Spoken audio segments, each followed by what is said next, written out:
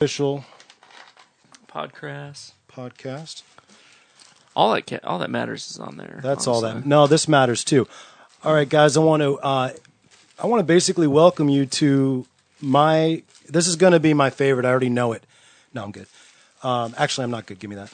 This is going to be my favorite podcast that we've had thus far, and probably for a long time coming, because we have a very, very special guest. Like I said before, I'm gonna. Well, first of all, let me say it's lucky number 13, which is really cool that I could have this man on for lucky number 13. That's not a bad number in my book. 13 original colonies. There you go. Any other stripes on the flag? Any other factoids No, about? that's just the only one I care about. That's it, huh? Yeah. All right, cool. There you go. But some of you guys who don't know, some of you new to the podcast, that I've been a martial artist since 2. That's when my parents put me into Shotokan karate. I always feel weird when I say it like that. I feel like kind of douchey, but karate. From that point on, I studied so many different martial arts because it was a love of mine. It was something that it became my identity. And after I left the military back in around 2006, all right, early 2006, I was starting college finally. I was getting a chance to sort of finally live civilian life, raring to go. And what was the one thing that I absolutely... What's up? You can't just stop a man in the middle of I was trying not to. Introduction. You're a fiend. I am. That's the problem. Where was I? Oh. Your history in martial arts. No. You were in the middle of it. No, you were in the middle of it. You weren't even listening. No, I was. You were in the middle of your history of martial arts in your life. I swear, man. All right. So, yeah. Middle school. No. Where were you? Elementary. I was in college and outside of the... No more interruptions from you. Shut up. So I ended up, looking for a martial arts school. And the reason why I start with the fact that I've been in the martial arts since I can remember is because I'm not just going to join any martial arts school. Just any. No. I'm going to know what the hell I'm looking at. I'm going to research because there's no McDojos for you. Definitely no McDojos. And the important thing to me, there's 2 things important in martial arts. Okay? Martial, war, arts. The war arts, right? 2 most important things to me in martial arts is 1, it's got to be effective.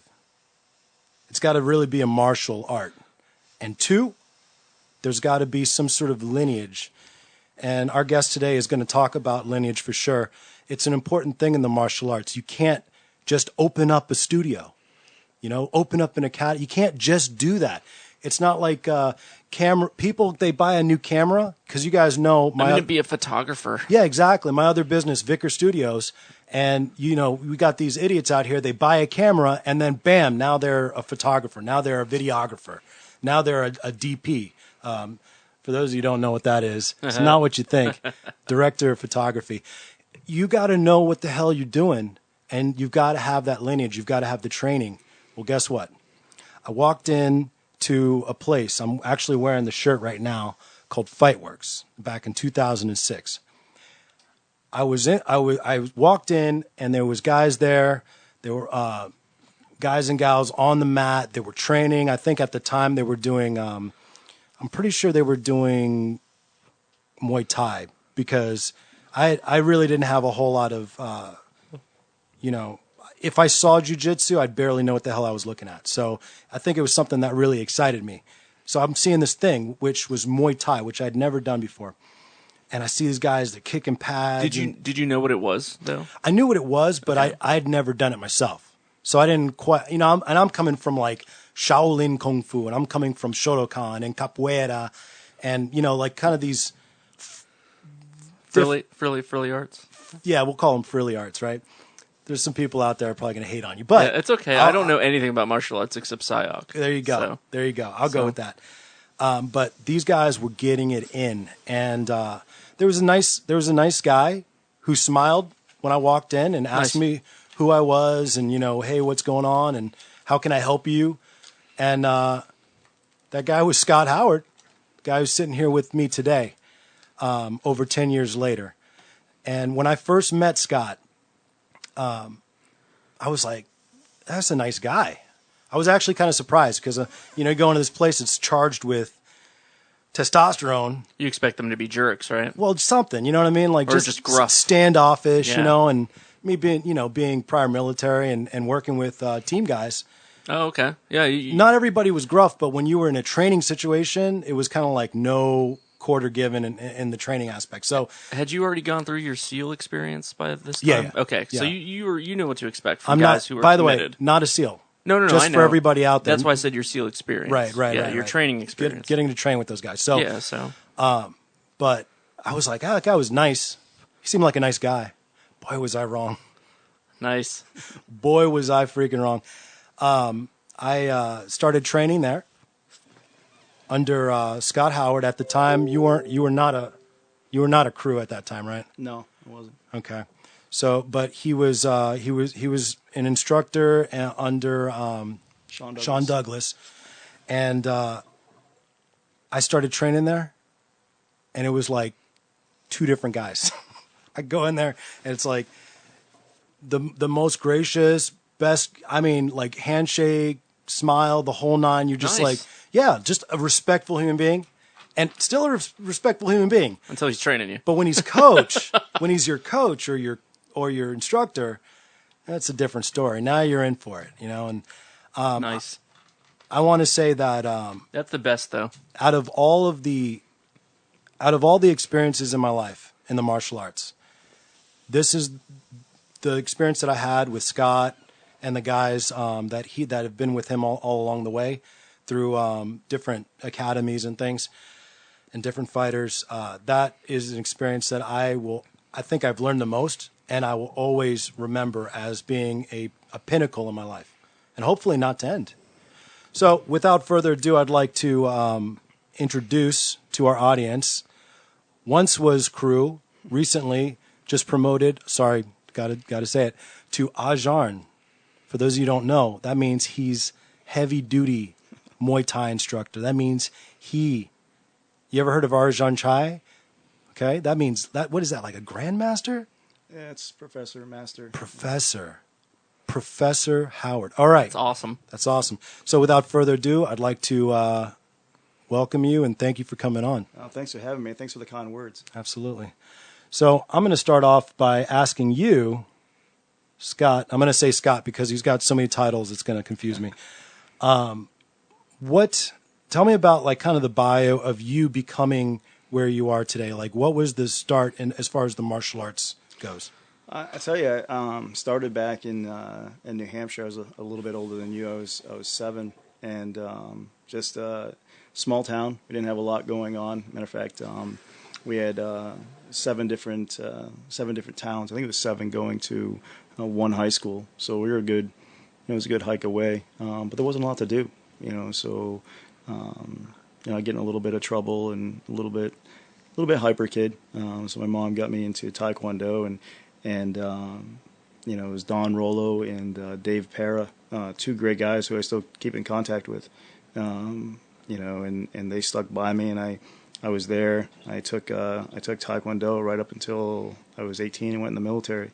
And then from there just branched off to different military combat training, martial arts. And then, I took a little bit of time off, and I was good on the Taekwondo side. I was always rated in District 12, which was all of New England and New York. And it was more full contact. Early on, it was point fighting. Then I did some full contact. So I really didn't think much of it. I trained with the Army team, the All-Army team at Fort Lee. Did real well with them. Like I said, I got out of the military, took some time off, and went up to Toledo to get into law enforcement.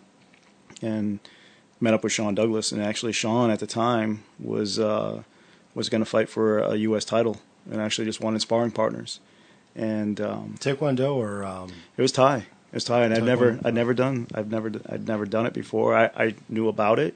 I'd done kickboxing with low kicks, never through knees, never through elbows, and so we went in there and started training, and I went in there to be a sparring partner, and he actually told me, he's like, man, I like you, so I don't want to hurt you. And me being me, I'm like, yeah, I don't Shut up, pussy. yeah. Like I don't see that happening. And so long story short, it was the first time I've ever been knocked out. Oh, he knocked you out? Yeah. What did he knock you out with? I had early on. I had a problem with if I get hit, because I wasn't used to getting hit a lot early on in my career. Sean was hitting me a lot. I would load up and throw that overhand right, and he slipped it and caught me with his own. And I told him I was good. I don't know where all the people came from. I didn't know why I was on my back. But he said, "Yeah, you've been asleep for about 30 seconds. You may want to just go off to the side. Take a break, bro." Yeah. So that was it. That was my intro to it, really. And and to his credit, it opened my eyes to a whole new style. It's the art of 8 limbs, and I was watching, the other 7, didn't know what was coming, and his proficiency level to this day. And I love Sean. Sean's like my brother. He's over in Thailand. He did his own thing, and but one of the most technically proficient, fastest, just a great Thai practitioner who never got on the main radar because he just did his own thing. But as far as straight Thai and putting it together, Thai for the purposes of sport and then Thai for MMA, I would put him against anybody. Really? Yeah, he was phenomenal. Sean was really, really good. And hopefully he doesn't kick my ass for this, but for an older fighter, Yeah. and I can say that because, look, Thai fighters start at like 2 years old. You guys have way more fighting experience. I'll look at you every once in a while, just none. to look at you. Don't worry. I've got like less than 3 months of training, so you guys are way beyond me. He's looking at this point. You know what though? Honestly, Eric, way beyond me. I think that you're going to have things to contribute, because that's the beauty of martial arts, is that it transcends. You know what I mean? Especially as you'll find it in other things. Trust me. Okay. And not to cut you off, but no, go ahead. You're exactly right on that. So many people think it's about the fighting aspect of it, and that's to a degree it is back in the day when you had to fight off whatever lord was coming in and whatever the situation may be. But the spiritual and the cultural aspect to me is two of the most important things today. Any guy can throw a punch. You know what I mean? You can teach any guy to kick anybody else's ass, but if you don't have the cultural aspect, you don't have the respect that goes with it, and a lot of places don't today, then to me, you're not a martial artist. Everybody's going to get old, so if I can't kick your ass, am I no longer a good coach? Am I no longer a good martial artist? Or am I just older? But the guys who think otherwise, they don't have the respect factor. They don't have that piece of it. And Which I just look at it that there's a reason he's older. He made it that far. Yeah, you can almost He's older than me for a reason. you can almost look at it like a pretty conceited girl, like a conceited girl pretty girl that's conceited. Oh, okay. They never think about the fact that they're not going to be pretty the rest of their lives. Absolutely. Absolutely. Don't be a pretty girl martial artist. Be the one that's getting her education and is gonna get a career, sweetheart. Yeah, I don't know if I like that analogy in regards to me, but, sorry. But I do appreciate you giving that thought. Sorry, you're not a pretty girl. You're not conceited. So I know there's like way too much history to go back and kind of talk about, but when you mention being knocked out by Sean the first time, and that sort of being like a wake up call for you, like, wow, Taekwondo isn't it, that's not the apex, right, as far as a combat martial art. Okay. I listen to a lot of different podcasts myself. One, Jocko Willink, former Navy SEAL, and now he teaches leadership. And he's a lifelong practitioner of Brazilian Jiu-Jitsu. Whoa. And he talks about, in Brazilian Jiu-Jitsu, you go in there and you're a tough guy, right? Real tough guy. And you're going to go in and maybe you had some wrestling under your belt. And you go into there thinking, I'm going to at least not get trapped up by them. I can use my strength and what I already know. And you go up against a guy much smaller than you. Doesn't really matter. You're getting trapped up. You're going to get tied into a pretzel, choked out, submitted, what have you. Something bad's going to happen to you, and it's going to happen over and over and over again. He says it takes a guy, especially one that's got like kind of an ego and a strong guy, usually a tough guy, it takes him about 5-10 times to get submitted before he realizes that there's really nothing you can do. Right. You need to learn jiu-jitsu if you want to compete in jiu-jitsu. You can't just muscle through it. The problem in striking martial arts is I feel like it's a little bit more dangerous to learn that lesson. Like for you got knocked out. Right. That could have been like you drooling for the rest of your life for all you know what I mean? No, I got you. That could have been nasty. I remember the first time I ever got like really damaged was against Len. Remember Len? I do remember Len, yeah. So Len, I told this story before, I think on podcast 6 or 7, 7.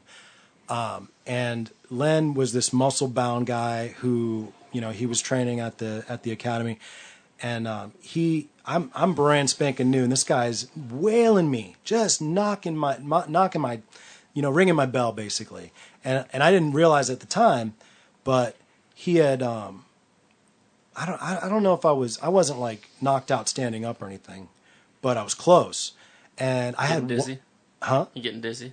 Something like, it was more like water on the ears. Oh, like, crap. And I never got it checked out. I never get anything checked out. Punch vertigo.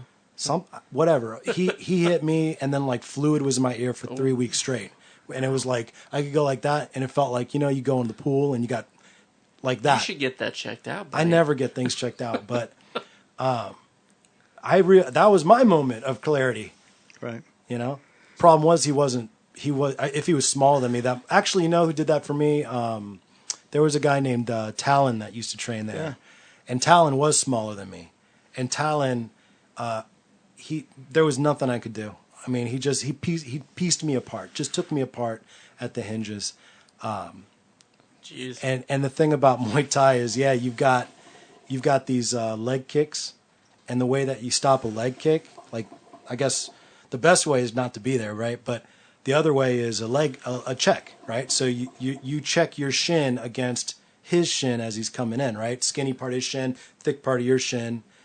Yeah. Ow. And I remember I went for a kick and he checked it. And I immediately fell on the ground like, ow. Yeah. I thought I broke it. Oh, crap. I thought I broke my shin bone. And I was like, okay, I got a lot to learn. Huh. And I just remember being frustrated and motivated at the same time to come back. And I looked at Talon as like the guy. I don't know if you ever do that, but you look at the guy and you go, that's the guy to beat. That's my first battle. Yeah, and that's how people get better. So, to your credit, you either come in there and you get that mentality, or you never come back. Yeah, or and some people, it's not. So Thai, it's not a glamour sport. You know what I mean? There's some people that come up here, and let's face it, you're in Loudoun County. So you're in the richest county in the U.S. with the, and I probably won't make fans here doing this, but they're spoiled. You know what I mean? They're spoiled. They don't want to do the hard work. Kids that grow up here, they don't want to do the hard work. They get handed stuff by parents, and so in the generation I grew up in, that was awesome. We didn't have anything. You're in a small town and you're traveling 10 miles just to get to a Taekwondo class because that's all there was. I remember taking a 10-speed bike and traveling back and forth to that place. Oh, nice. But, here you've got every corner, you've got something, and mom and dad cater to, whether it's themselves or the kids. So that hard work, that toughness isn't instilled. So a lot of people, literally, I'd say more of an 80-20 vice 50-50. 80% will not come back. You realize that's the attrition rate at Buds. Yeah. I mean, that's Navy SEAL attrition rates. Well, you have to look at that training and you go, okay, it's not the same thing, but you've been in our training before. For 2 hours, you're back there. You know what I mean? We're on you, and you're pushing and competing with everybody. Yeah. Everyone's competing with everybody else. It's it's changed a lot, from back then to now. Oh, do tell. Well, you got to kind of, at the end of the day, I've achieved every goal I've wanted. You know what I mean? So from going to Thailand, fighting, winning there, I've had somebody win on in the UFC. Sorry, in Bellator, and Glory, and Lion Fight, and for a little guy from New Hampshire who has a gym, in Sterling, Virginia. Who else can say that? Right. Who else can say that from major gyms? I was always impressed by that. That's a pretty amazing stat, actually. I was surprised. I mean, obviously my first glimpse at the level that that Scott was at as far as a trainer was like a wake up call to me, and then I started realizing that, and he always preached this. He's like, this area, there's no reason why this shouldn't be a huge area. And you got guys like Mari Yamazaki who has training out here. There's plenty of Gracie gyms out here. Hoist Gracie and what's his name?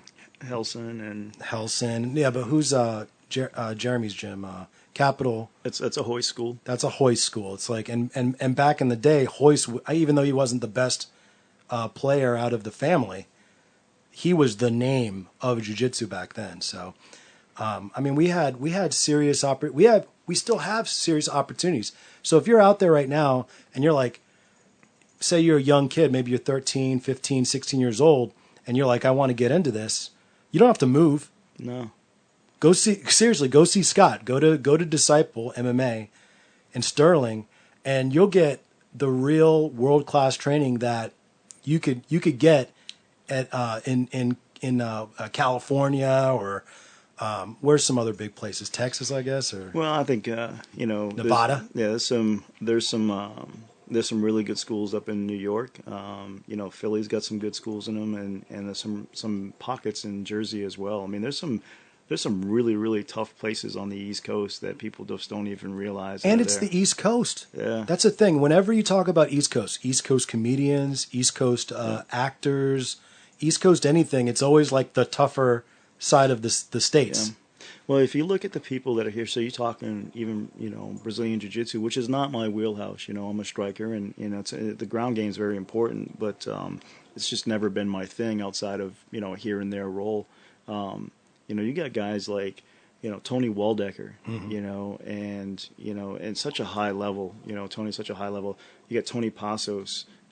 Pedro Sauer is known as, in a lot of circles, as the best instructor in the world. Really? Yeah. Yeah. You got phenomenal guys out here and you don't even realize it, but if you move these guys like to anywhere else in the U.S., they're the biggest name in that town, but they're in D.C. You know what I mean? So they're competing with a bunch of other big names. Yeah, it's amazing. It's amazing. Once again, though, it's that you have so many places to choose from. People are entitled. This is actually an interesting question. Hopefully, I can bring that to the podcast. Seriously? Sorry, that was me. Oh my gosh, that's never happened. How do I get out of this? There you go. Hang up, whoever it is. Are we still going? No, we lost live. It's okay. You got a comment. Arjan can't be hurt. Man. All right, well, at least yours is still going. That sucks. For now. Let me bring that back up. And I had a good question, too. That has never happened before. No, you're back live. Am I? It says you are. No, I'm not. Oh, no. All right, I'll just have to rename that later. Okay. Sorry about that, everybody. I got a phone call, and hopefully I don't get any more phone calls. There's probably I need to be more technologically advanced, because there's probably like a thing I could, airplane mode? Maybe No, because you need Wi-Fi. Because I need Wi-Fi. Damn it. All right, well, anyways. You can turn off your cell signal. I can do that? Yeah, it's an iPhone, right? Yeah. Yeah, you can just turn off cell carrier. All right, well, let me ask my question. I've heard it said that that's just me, don't worry. I've heard it said that the reason why people come to the DC area is because you making money. It's all about making money in this area. And I mean, specifically, like people who work for the government or politics and things like that, or the big companies have a lot of headquarters here. What brings a Brazilian that needs to be near a beach, like just genetically needs to be near a beach? Is it the money that brings them here? I tell you, so you got a lot of these guys, and a name I left out was like Leo Dalla. Early on, these guys are brought in because of the success that the Gracies had in the UFC, and but you're talking about an area. I mean, it's a smart move, an area with money, and a. I'm not saying it's Brazilian Jiu-Jitsu is a white collar sport, because there's a lot of aspects of it that are very combative, but it's not as hard on the body as Jiu-Jitsu. Yes, as some of the others. You know what I mean? So, and Brazilian Jiu-Jitsu in Brazil is a lot different than Brazilian Jiu-Jitsu here in the States. Tougher? Yeah. It's a lot more competitive. It's a different crowd. They're like these folks here. It's a recreational. A lot of folks, it's a recreational. They don't want to. I'd say maybe 5% want to actually compete. Most people want to get in there. They want to lose some weight. They want to be around it. But if you're talking about martial arts as a whole, it's probably the one that's going to save your body more than anything else. It's not going to be as hard on your body. And save your body, because like my daughter, she's 4 years old, about to be 5. As soon as she turns 5, she's going into jiu-jitsu. Yeah. As soon as she turns 5. Yeah, it's good. Just real quick, I saw Dwayne was up there. Said I can't be hurt. I can be hurt, actually. I just can't be hurt by you.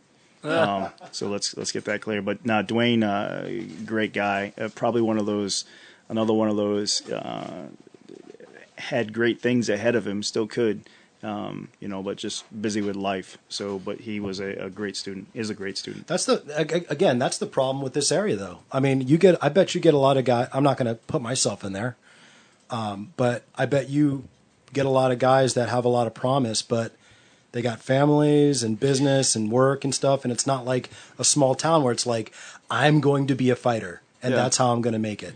Well, so you look at it, there's a lot of aspects to that. So you're right, this area is, there's a sense of entitlement for the folks that grew up here, and not all of them, but, there's a good portion that... I grew up here. Yeah? Well, once again, not all of them. Sorry, man. Yeah. Sorry, Leo. Yeah, but, I'm sure this is not something that you haven't seen before yourself. Are you kidding, man? Yeah. And I was considered a poor kid in this area, and I had parents that were making at least $100,000 in income. Yeah. And I was like a poor kid here. Yeah. Well, and that's just, so you look at this area and you hit the nail on the head, especially after 9/11. This was contract heavy, so a lot of people came in here, but this is a very transient area. So whether you're military and you're deploying and you're in, you're out, you're going somewhere else, and even with the military, it's this is a 2-year stint. You go to DC in the military to get your that command check, that the ranking system, to get that knocked out, and then you're off somewhere else in the world. So you do that 2-year period. I moved here after 9/11. I was going to come in and I'm going to fight terrorism and all this other stuff. I told myself from Detroit, told myself 2 years. That was 16 years ago. You get caught up in this stuff out here, and that's it. But most of the folks here, it's very transient. They're in here, they're out, they're off to somewhere else in the U.S., or even when that time comes for them to retire, they don't want to retire here. They don't want this traffic. They want to go back to, wherever, New Hampshire or Iowa or wherever it may be, because that's where the life slows down a little bit for them. But most people don't want to. I've not heard of a person yet that says, I want to retire and live in the D.C. metro area. Hell, I almost didn't even come back. When I was stationed out in San Diego, and I got done with my stint in the military, I was like, should I go back? The only reason I came back was because my wife was out here. She wasn't my wife at the time. We were getting married. She still had to finish school, and like you said, got a job. Yeah. Made good money. Next thing you know, here I am. Yeah. And I grew up here. I didn't even want to stay here. Yeah, and that's just it. So you come across all these folks, and you spend a lot of time, and this is something I learned early on here. It took me a while to figure out the perfect recipe, because we did lose so many people. I invested a lot of time in certain guys, and then they deploy, they be gone somewhere else, or they're restationed somewhere, or this person moved here, or this person did this. And it was exhausting. How many people did you see come and go? Real good talents, and they'd be there, and 2 hours before class, 2 hours after, cracking pads with them, and I do it all over again. See, that's one thing, Scott, that I had a lot of different motivators to train under you. Right. That was one of the main ones, is because you always did. Harp is the wrong word. Not harp. What's a good word for? What focus? Yeah. Okay. Good. You always focused on loyalty and staying with your team, right. And that the number one sign of a non-McDojo, a place you actually want to train that actually means something, is that they want you to stay. They talk about loyalty being one of the utmost virtues of a martial artist, but they don't beg for your money. And Scott, probably one of the most giving guys I've seen. I've seen you help guys out, whether they had the money or not. If they had the promise, and if they were there to actually work and become better, you were there to help them get to that point too. Yeah, and I do it to this day, and I won't name names, but we have guys fighting all the time, and they come up and they don't have insurance. I'm covering blood work, I'm covering physicals. But here's the deal with that, and not to go off on a tangent, but people That's do what it. this show's all about. Yeah, people do it because they want to, and because they have the means to do it. So whether they help you move your house, they help you do things when you had surgery, or they help you with money.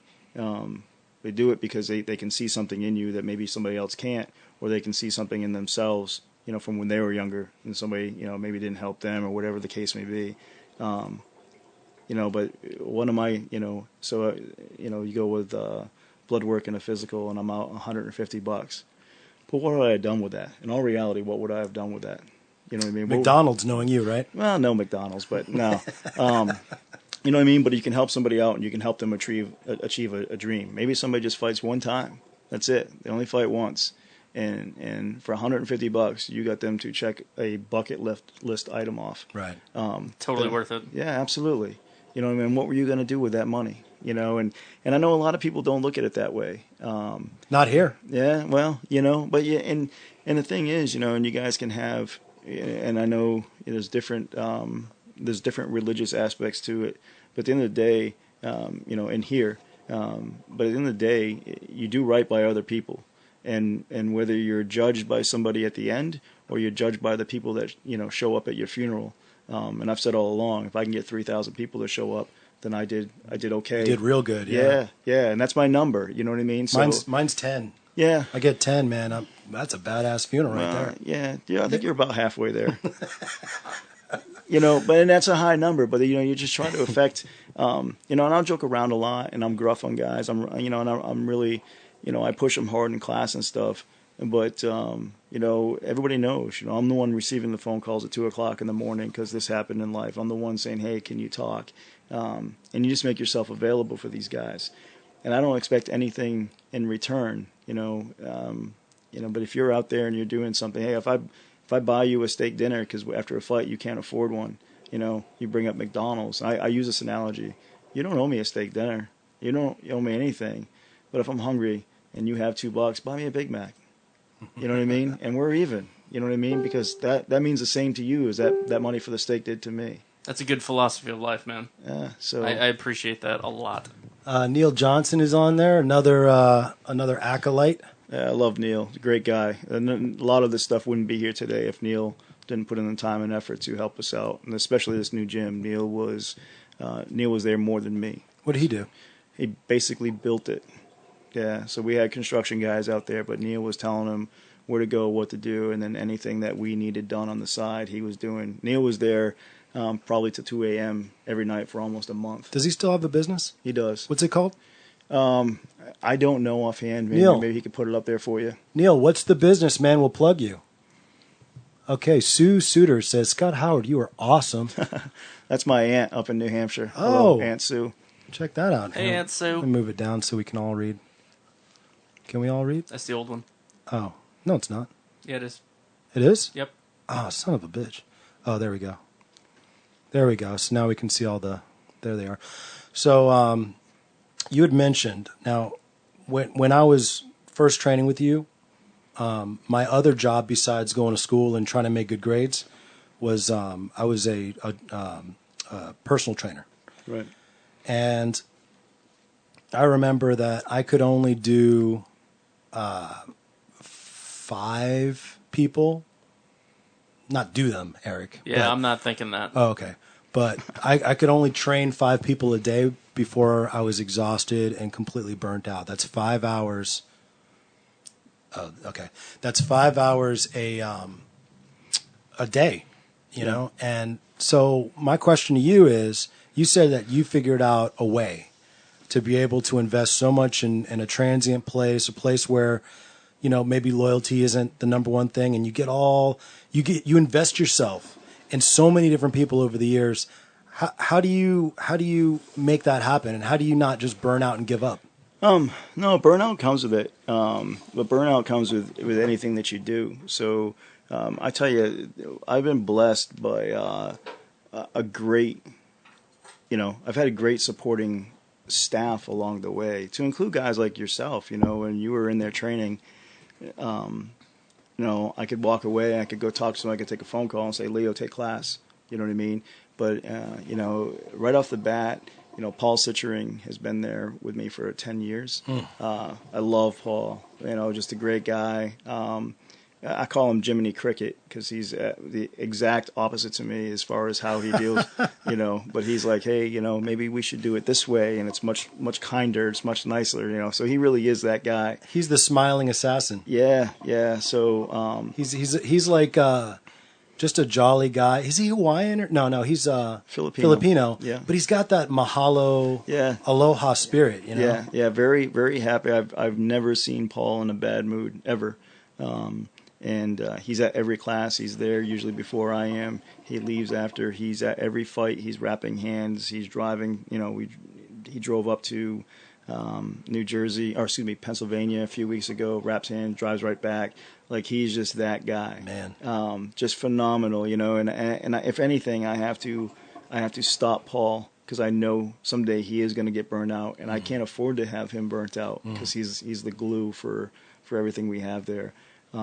Aside him, you got guys like Crew Chase Walden came up about 2 years ago from Virginia Beach. He's training underneath us. Everybody knows Carlos Lopez, and he broke off, and he's got his own location in Fairfax, but he's still underneath us, still affiliated, still under Lotus Thai Boxing. Sam Yosefi, like, all these guys still come through, and they all help. So you still see Sam? He texted me today, actually. Awesome. on the way here. Awesome. Yeah, Sam. Sam, another guy's been around for 15 years, and still very loyal, and still claims lineage with us. And took one of his guys who's going to fight took him in to train with us about a month ago. Nice. Yeah. So, but if I didn't have these guys, then absolutely I'd be burnt out. And and to circle back to what we were talking about earlier, is figuring out that recipe of how this works. And it's some delegation, but it's relying and free falling and letting your guys take care of you. Because my place now is, I walk around and I spot check on stuff, and people know who I am, and I get the respect factor. But I need to be making matches for these guys. I'm watching video because we've gotten so big that I couldn't do it by myself. So these guys handle the base, and I handle our way forward, and that works out extremely well. But having that team that you've been with it for a long time, that you can trust, one, instructionally, I put our team against anybody, like anybody, literally anybody, as far as instruction, and we'd acquit ourselves very well. But loyalty, so between the success that we've had and the people who have stayed, find me somebody who has that. Find me a school locally that has that. And it's not to discredit any other school. And if somebody has, I say then you've done a great job. Whoever owns that place, whoever the head coach is, you've done a great job because these guys respect you enough, they love you enough to take care of you. Because we're not just a school anymore; we're all family. You know, you were with us. I haven't trained with you in how long?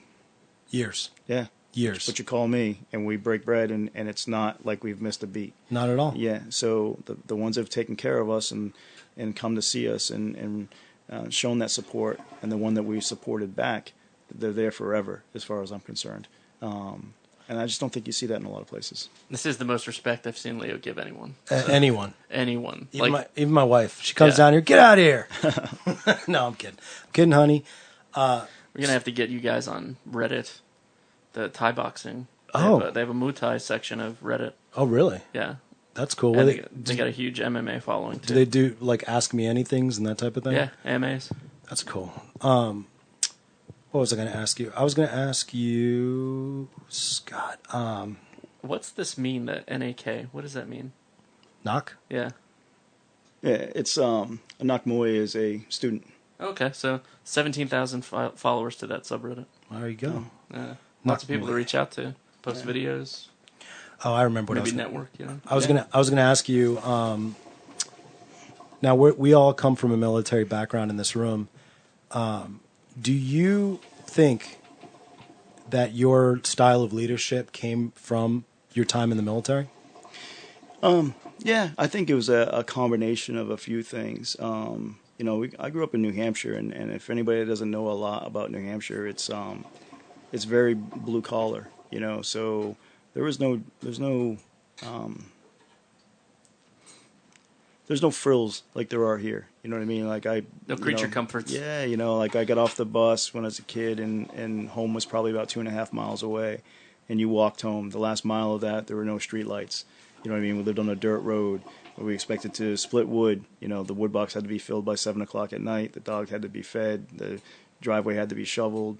You know, the whole deal. So there was it was very structured. So before I even went in the military, I had a pretty solid structure as far as a work ethic went. You know, and whether you're 2 years old or you're 70, if you don't have structure, you don't have anything. The military allowed me to hone that. You know, so I went into a very professional career. Attention to detail was very important.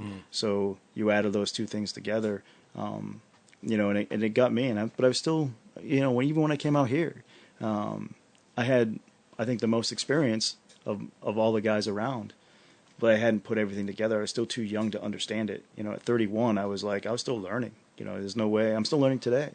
You were 31? Yeah. Golly. Yeah. That and the only reason, okay, so I was like, I guess I was 23 when I started with you, and I guess that makes sense, but I don't feel like you've changed. You know what I mean? Yeah, I feel like I've changed. But yeah, I mean, it's. I think your wife. Yeah, love you, Daddy. Sorry, I think she was the one who was calling me. They're in Rhode Island right now, visiting family. So yeah,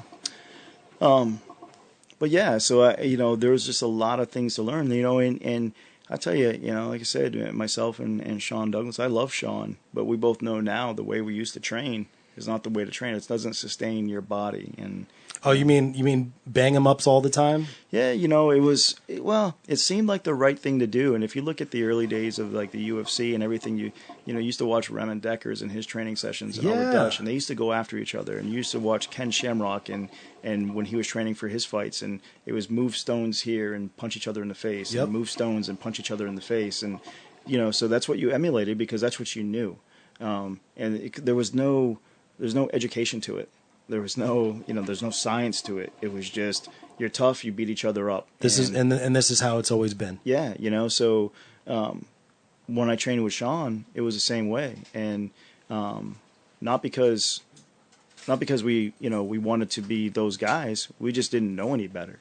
And that's probably how you guys were trained as well. Yeah, absolutely. So you watch Sean's training style now, you know, and mine, it's a lot different. We preserve our bodies a lot more now, and there's no reason to be hurt in class. Don't they do that in Thailand? I don't know if they've always done that in Thailand, but don't they now? Their sparring is like 20% or 30% at most.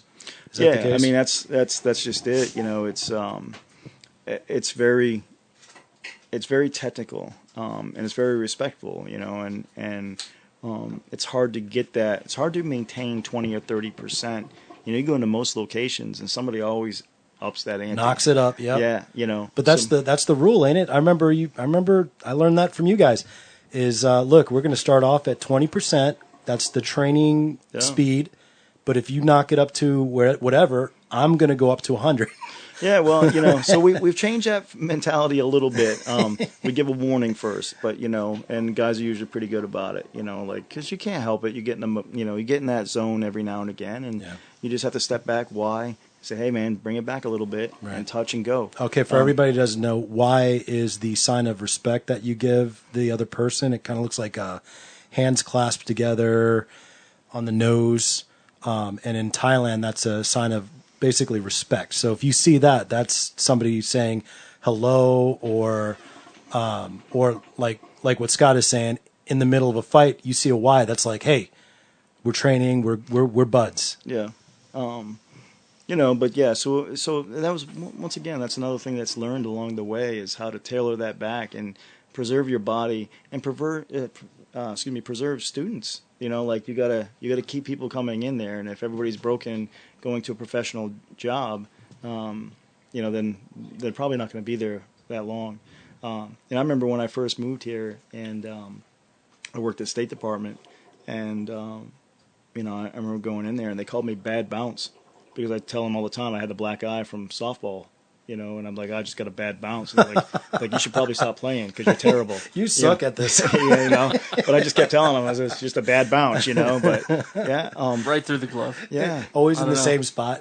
Yeah, but yeah, it's not the way to preserve your body. And there's other ways to do it. You get that timing down, you get the rhythm down, you get the technique down. And you guys ever go 100%? We do, and we got guys that'll pick it up, and we still don't headhunt. That's something that you can't get back. You can condition all your muscles, you can't condition your brain. So that's good that you guys do that. Yeah, so you don't want somebody. We still do Hell Week. So 2 weeks before a fight, but it's more to condition the body and to put the person through the cardio phases of getting them in trouble. Right. So if that happens in an actual fight, they don't have an adrenaline dump. But it's not meant to beat somebody up. But yeah, so we still see it. Yeah. What about on their birthdays? Birthday beatdowns are a little bit different. Nobody knew my birthday, man, for a reason. When is Leo's birthday? I don't know. So he's just getting older. Yeah. So we changed it around, and we give guys options now. Guys on the fight team get a little bit worse, but everybody else gets a 30 seconds of clench with everybody that's in class, and it's continuous. Oh, it's a kinder, gentler. Yeah. You gotta be that, right? Got to water it down a little bit. Well, and one of the big names that have come, one of the many big names that come through. I guess it was Disciple at the time, still is obviously, but was Cowboy Cerrone, Donald Cowboy Cerrone, who right now is he's just getting all kinds of accolades in the UFC, right. But he came out there, out here, I should say, to train with our guys. Yeah. And, what an honor to have somebody now, it sometimes it just takes a while. Not everybody jumps into, top 20, top 10, and then you know them. You may not know them. They'll be on an undercard for a while. And I mean, obviously you can speak to this more than I can, but can you talk about, sort of the big names that have come by and sort of the experiences that you've had with them? Yeah, so we've had a lot come through, actually. Leonard Garcia's come through. Michelle Watterson came through. What? The karate hottie? Yeah. Is she really that hot? Sorry, I shouldn't put you in that situation. Yeah, no, I mean, you have a TV. So, and she's such a nice person, super nice person. And more so recently, we've had George Gurgel comes through, so about every 6 or 8 months we're affiliated. So the school we're affiliated with in Cincinnati is George Gurgel. So that's where Dave is now. So we get guys coming through there all the time. But we get people coming through saying hey all the time, and former stars, former guys that were in, met all these guys, hung out with them a little bit. But Cerrone was probably the most, he was fun. You know what I mean? He's got a really, really good sense of humor. He doesn't, if you go at him, he's one of those guys that'll go back at 100%, doesn't matter. Donald is a wild boy. Yeah, a guy Junior, when Junior was, he's probably 13, and Donald was out here last, and Junior went at him hard, and Donald looked at me, and he's like, hey, man, like, this little kid's throwing with some steam, man, and he's like, what do you want me to do? And I'm like, yeah, just match level, dude, go get him. And, sweep the leg, Johnny. No, dude, he caught him with a body shot. I thought Junior was going to cry right in front of him, but yeah. No, good. I don't feel bad for Junior at all. Junior's a killer. Yeah. Junior, I remember. Yeah. Killer. That kid, when I sparred with Junior, I remember I came back for a little bit, and Junior, we were doing like smokers. And for those of you who don't know, smokers, basically like it's a fight, but you don't get, you don't win anything except for, you won. That's it. It's bragging rights. Yeah, but it's more like training. Like train like you would as if you are, it's a fight. It's a fight for experience. And Junior would, and I know he learned this from you. Junior would grab you up every time he hit you, especially with knees. And it was like, God, this kid is an animal. Like literally a beast. Not, how people overuse the term beast? This kid is, I don't know, I haven't seen him, so I don't know, but he was scary, and he was young and scary. I'm like, when he gets his man muscles, it's going to be a problem. So Junior was a 2-time U.S. champ in Thai, and he was a silver medalist in MMA because he just got bored during the actual WKs and went and wanted to fight MMA. The funny thing about him, the last time we went, he was 17 years old and checked the wrong box when he went up there for registration. Oh, no. So he put himself in the men's division, the men's advanced division, and won it. Jeez Louise. Yeah. So I believe it. Yeah. But he's short, right? Short. Yeah, he's probably, I'd say, no more than 5'6", built like a tank. Yeah, great kid. He's so he's fighting taller guys probably? Yeah, he's fighting taller guys, but the plan was for him, we're get him through school. I don't like school age kids to be cutting weight. It affects their grades, it affects their mentality. They need to get through school. This stuff will be there for them later on when they get out, and we can do. But Junior ended up going up, moving up with his dad. So haven't seen him for probably about 2 years, but I'm sure he's doing well. Freaking monster. Yeah. I bet you were happy when he graced the gym. Yeah, a lot of the guys, if you look at everything we've had, the compilation of everybody over 15 years out here, you put them all in the gym at the same time. This is the who's who of local fighters. You know what I mean? Like literally all these guys coming back. Do you still are you still instrumental in the area competition tournament? Yeah, more so now. We have a lot of following. The students have a lot of, they sell a lot of tickets. So everybody wants us on a card, and we produce. We're still above a 750, win percentage. So it's we give them quality competition, quality competitors. So yeah, I still have an in with all that stuff. I still. Not as much, not as full frontal anymore, more behind the scenes. It was probably kind of, I always imagined that world being kind of cutthroat. Tried to be, the thing is, it's hard to do that when you know the right people and they have the right intent, so I'm on the state advisory board now. There's 2 people on the state advisory board for pro MMA and Thai. That's it? Yeah, that's all they need. That's all you need? Yeah. Okay. I do the training for the state, for Thai, for the judges and referees. So you just need to know. You need to know who the real people are and who the right people are. So and that's better that you're there, because I remember one of your big things was you're not going to mismatch. fighters. Well, that was the reason for GCA. The only sanctioning body in the state was WKA, and and nothing against WKA. I like Brian Crenshaw, but you need to have more than one.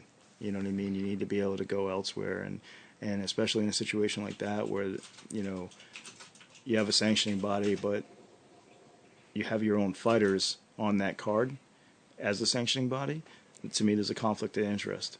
Yeah. So that had to be cleaned up, and not cleaned up because he was doing anything illegal or unethical, because he wasn't. Like I said, Brian Crenshaw is a great guy.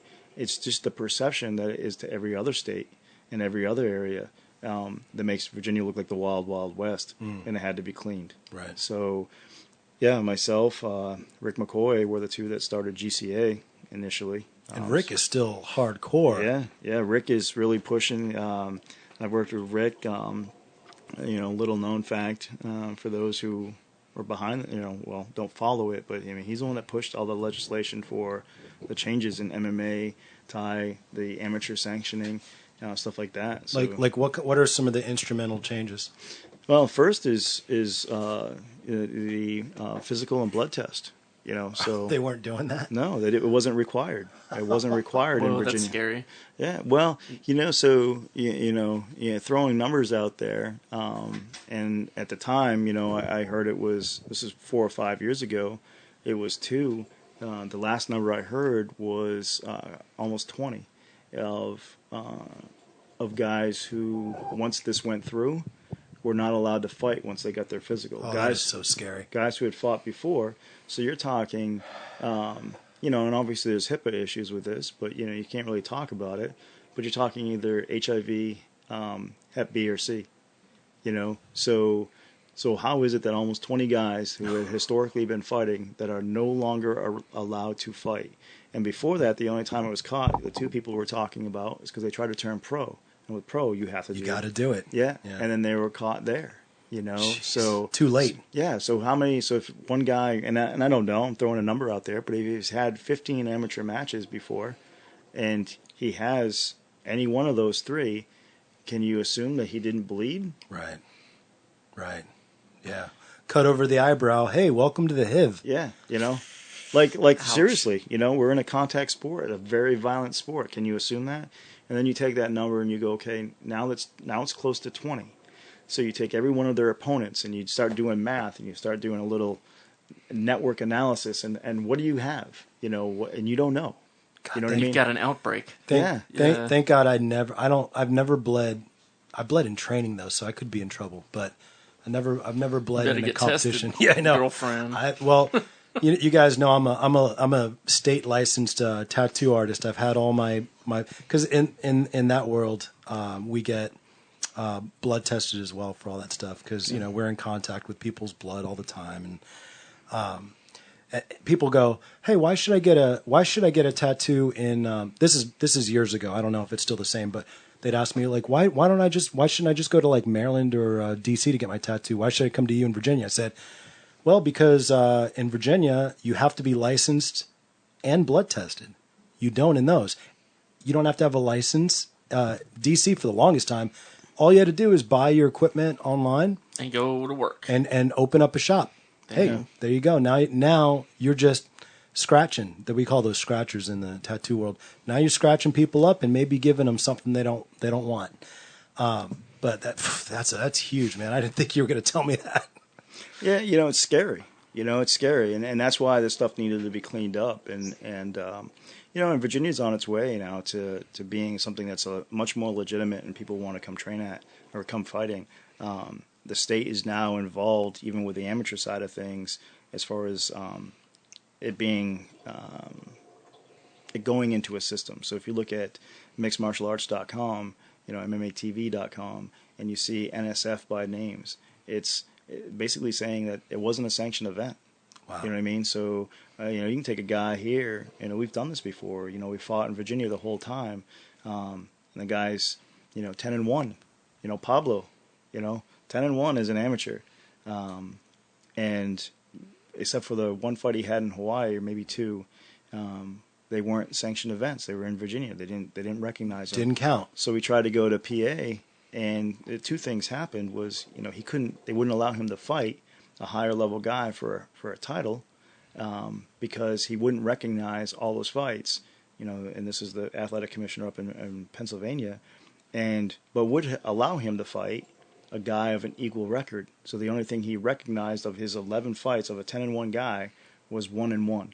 Oh, that's disgusting. That hurts. Yeah, so he puts him against a novice guy, which all he's going to do is get somebody hurt. So I just said, no, we're not going to take it. You know what I mean? Like it's just dangerous. It was dangerous all around for the way that it was done here. But now it's cleaned up quite a bit. Hopefully we get to a point where we actually have an athletic commission here versus DPOR. It's, I don't know. It's getting there. But, just to go back, that was a Rick McCoy thing, and myself and Rick have been fighting this fight for a long time. So my next question. So the way that we do this, we do it. Now this is a very young podcast. 13 episodes. 13 episodes, but already, it's been getting great reviews from people and saying, yeah, keep going, and and of course we get people say, hey, bring this person on or bring this kind of person, because the whole idea of the show is, Eric comes from one side of the world, the atheist side. Yeah. He's a pagan. That just means from the woods. I know. Well, you kind of are from the woods.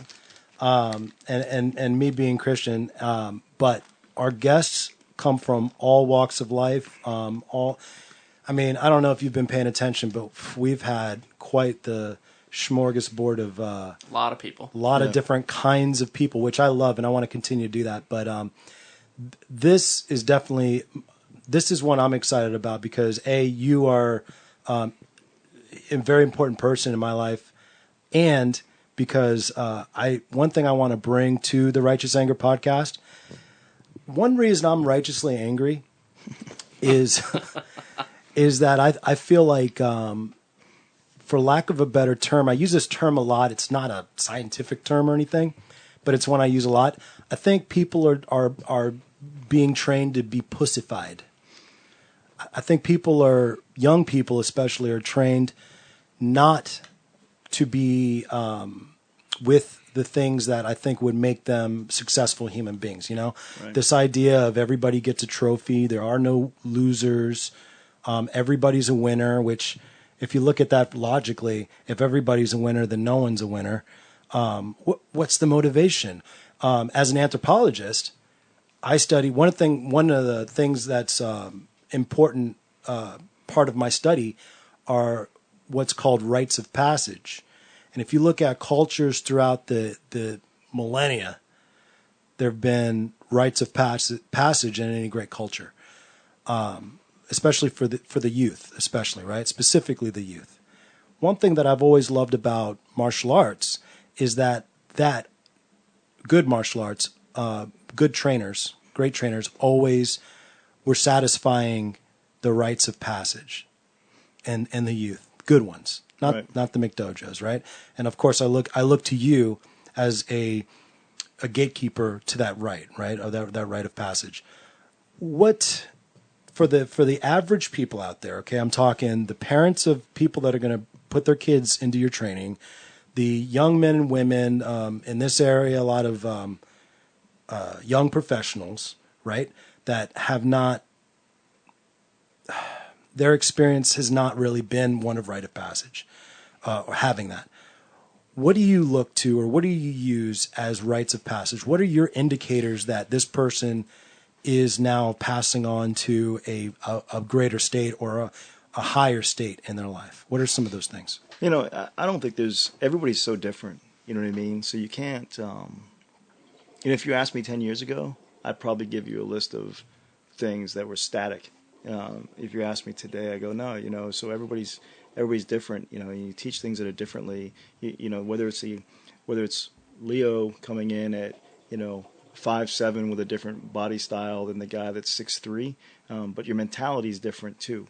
So all I ask folks, and I'll watch them, is to be 1% better every day and never quit. So 1% better every day, never quit. So I don't need an actual milestone. I just need progression.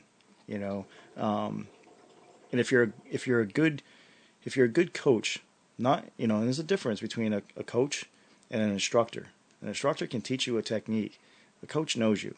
The coach knows all about you. He knows your background. He knows about your parents. He knows like everything that there is to know. And he or she can tailor what it is they're asking of you based on your own psyche and what makes you tick and what button I can push. Because a lot of kids come in there, and how do you ask them to have this rite of passage, this milestone, when they leave there, and their parents do nothing with them? Like really, that their parenting meant dropping them off at your location, and they did something great because they paid for it. Huh. You know what I mean? So how do you expect that you make them 1% better in the time that you have them, and then you hopefully send them out and say, be better for yourself and be better because you respect me. And a lot of the kids come back there, and it's because I've recently I went to a quinceañera, and a graduation of another girl, because I was so instrumental in her life and changed her life through Thai. Look at and, that. That I was one of the 4 people that actually got to dance with her and got to say something, and she wanted me to say something during the event. That is one bad quinceanera right there. Yeah. So holy crap. Those are wins. Those are wins to me. You know what I mean? And then once again, it's that 1% better. So no actual milestone. Just make yourself better. Don't quit on yourself, and make yourself 1% better in whatever you want to do. So what I'm hearing is one virtue that you'd like to impart on your students is this idea of not giving up, whatever it is. And I guess the martial arts or see, I like distilling things just because that's my being a simpleton sometimes, right? And I like the lowest common denominator. Martial arts is hard. There's things that you're going to be pushed to wherever your limit is. You're going to be pushed to your limit, right? And you're going to be asked to kind of get as close to that limit and maybe even go over the limit, but just push that limit back a little bit more. You make yourself better. I'm going to jump on here. Thank you, Aunt Sue. I love you, and thank you for staying through this entire time and listening. I greatly appreciate that, and much appreciated. It's so you look at this stuff, and like I said, it really is just the 1%. So how do you pull this stuff out of the people? How do you make them feel better about themselves? And it starts off. I can tell you that every class starts off with just finishing. So we'll start off with a run, you know what I mean? And everybody, especially the kids, want to stop, but they don't have to stop. You know what I mean? I've got asthma, I've got allergies, I've got this. They'll come up with every excuse why it is that they want to let their body stop. And I say, listen, you don't have to run right now. I just want you to jog in place, but don't let this run beat you. Don't let it beat you. There you go. Just finish it. You're not going to walk. Just finish it. Just show me you can finish this. And then they finish it, and they're like, the sense of accomplishment that they just did it. It's a mile and a half. Not a big deal until it's a big deal to this kid. Right. I have a kid who just, Orion, love this kid. He came in there, 11 years old. He's in that junior mold, Same thing, having a hard time breathing. Just finish. Just finish. Now he runs with the fast group. He's only been there 2 months, and he does 3 miles. You know what I mean? And you just don't let them. You don't let them stop. You don't let them quit on themselves. It's just one of those things. I know you guys go through. You guys are smart guys. Is what is your body capable of? And then if you don't allow yourself to quit, if you're training with the guys in SEALs and you see what they're doing, or whatever sport you may play, forcing yourself not to stop. How far can you really go? And then what's your sense of accomplishment when you didn't stop? But if you allow yourself to stop, that one time, you'll allow yourself to stop again and again. And once you compromise your own self-respect, it's gone. It's gone. You know what I mean? So don't compromise it. What do you mean? What do you mean it's gone? You never get it back. Once you lose your self-respect, it never comes back. If you do something that is if you, and I'm not saying it has to be on a major level, But if you go out right now and you go to do something and you can finish, but you don't, you're not going to respect yourself after. You can never get that back. That little piece that's gone, you can never get back. So finish what you started. And the next time you'll finish what you started. And the next time. And then you become that person. You'll become the guy known as, I said what I was going to do, and then I went out there and I did it. That's the person you want to be. That's the person you want to be seen as. And you keep building that little by little. So that's what you mean by 1%. You keep building that 1% up. That's fantastic. Chris Valentine, I Heart Crew Howard. Yeah, this is supposed to be something that people don't know. Like, you got to put on something. We all know you love me, Chris, and I love you too. But it's Arjan, Chris. Yeah. Hey, congratulations to your daughter, by the way, man. I see that she graduated. How is it that you look like the same age as her? I don't understand that. Freaking, does that guy age? I don't think he does, actually. It might be some Just for Men in there, too. I don't know. But I swear, that guy looks younger than when I first met him over 15 years ago. He looks younger now. Yeah. I got whatever he's doing. Was that with, I know he's big BJJ guy, but was that with Chris Merritt at Beyond Strength that he started to change? For Chris? Yeah. Yeah. Chris is doing it. I mean, he got in shape on his own. Oh, really? He was coming back. He was actually going to take a fight for a little while. Then he injured his back again. He's just stayed in shape since then. But yeah, he goes out there. He still comes to the gym. He'll still go on the runs. But yeah, that's hard work. That's hard work. No kidding. Jeez. Yeah. And that's the only way to it. And it's that like what you were saying, it's that constant go further than you did. Yeah. Which is the hardest thing. I mean, to me, I don't know. Maybe I'm not. Maybe people out there are like, whatever, Leo, you're being a puss. But for me, it never stops. Like when I think I'm somewhere, I feel like I'm backsliding. Like, yeah. You know what I mean? Like there's this constant, not fear, but this feeling of backslide, forward, backslide, right? It kind of sounds like that song. What is it? Two steps forward, 3 steps back. I have no idea. Okay, you're not old enough. Nope. But I'm not in a country either. If it's a country, it's not country. It's not country. I'm just saying. It's freaking Southern rock. Okay. But it's like this constant. It's this constant push, and I get why you can't. You're like, no, it's not a rite of passage. You're constantly pushing against this sort of this wall or this obstacle to better yourself. And that's what it is, like I said, the whole rite of passage, people are going to hit their points, I mean, everybody's got a different ceiling, so you just push them to make sure that they hit it, and we've been in class before, where you say, I'll know when you're done. I'll know, not everybody has to do 50 push-ups, but when your body starts shaking at 25, then I know we've hit your wall, like, okay, now we're good. You know what I mean? Like, I know those people. I know when that's happening. So you don't have to go to 50. I'm not going to be that guy. But next time you go to 26. You know what I mean? So it's no matter what it is, it's setting that bar a little higher for those folks to finally hit it. And when they do hit their ceiling, I'm good with that. I don't expect people to go past that. Some people can't. You know what I mean?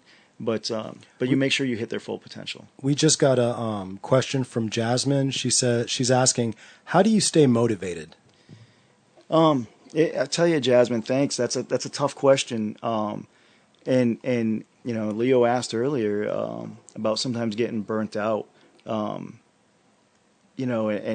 anybody that knows me, knows that I can be tough on folks, but my motivation comes from people, simple things. It's a phone call saying, thank you.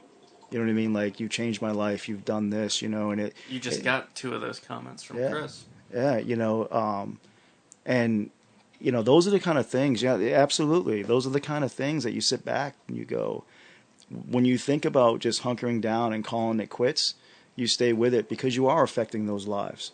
And not only are you affecting those lives, you hope that you've done the right thing by enough people that they but they emulate what you've done and they pass that on, and that's all you can ask people to do is, it's something that we say in class. You don't have to be a great fighter, but every day you work at being a better person, So be that person, you know, and then you pass on that stuff, and it's contagious in our community and our family.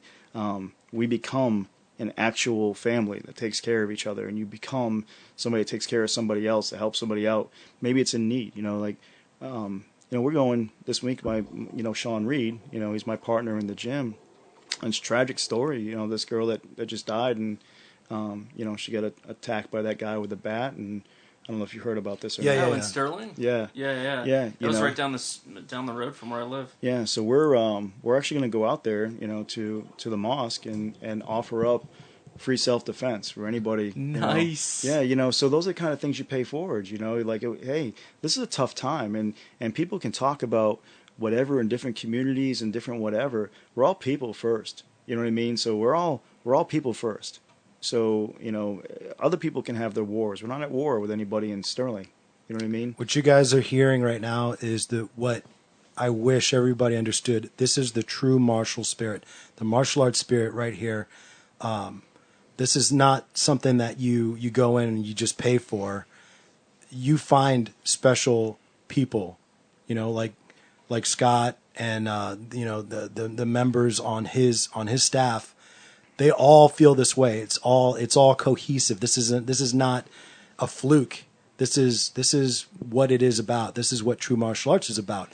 Now, for people that are, what I got from that, as far as staying motivated, and especially in the training side of things, it sounds like community is number one. If you really want to stay motivated and reach your goals, you're not doing it by yourself. No, well, you know, so, you know, like I said before, you guys, we come from similar backgrounds. You guys are thinkers. You guys are smart guys, very intelligent, both of you, with a lot of common sense. And the people that are up there, the same thing, you know. So I go to bed, you know, when everything calms down. And like I said, everybody knows I'll joke, I'll play around, I can be tough. When I go to bed at night, I assess myself on what I did and what I could have done better. And then, so my 1%. And, you know, I reflect on what happened throughout the day and how I could do this or how I could do this. And my motivation comes from, like I said, you know, it's helping this person over here who actually needs something, maybe not have something, or help, you know, like I said, I paid for blood work and a physical. It may not seem like much, but if this person only fights one time, you know what I mean? That's everything to them. Mm-hmm. Or a guy like a seasoned veteran like Chase Walden, who's now going to go to, you know, Lion Fight. So we got him on Glory, and he got a win on Glory. You know, we got him on Lion Fight. We're going to get him a win on Lion Fight. That's awesome. You know, and nobody can ever take that away from him. You know, so those are accolades that are going to go with him forever. And we helped him get there. You know, 10 or 15 years from now, other people may forget. He won't. Right. You know, right. That's the important piece of it. But you help people get to those areas, and they won't forget who you are, you know, and that's all you can ask for. It's fantastic. Before I go on to we're going to go on to something a little less, I don't know, serious. But before we get out of this, that's usually my arena. Before we get less serious. Before we get out of this mode, though, because I love this mode. I live and breathe for this. Do you have any questions for Scott, Eric? I have a couple, but they're not very serious. I do want to know if you've been to exhibitions of other martial arts styles locally. Yeah, you know, I've seen some. Matter of fact, my last time that I actually went to a different school that wasn't in the MMA, Thai, Jiu-Jitsu world was handing out flyers for a fight. I was with Sam Yosefi and Sean Douglas, and we were handing out flyers for a fight, and this might have been 7 years ago.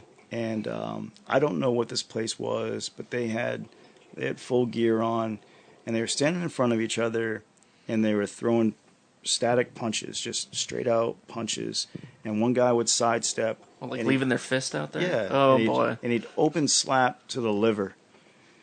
And it was a liver slap.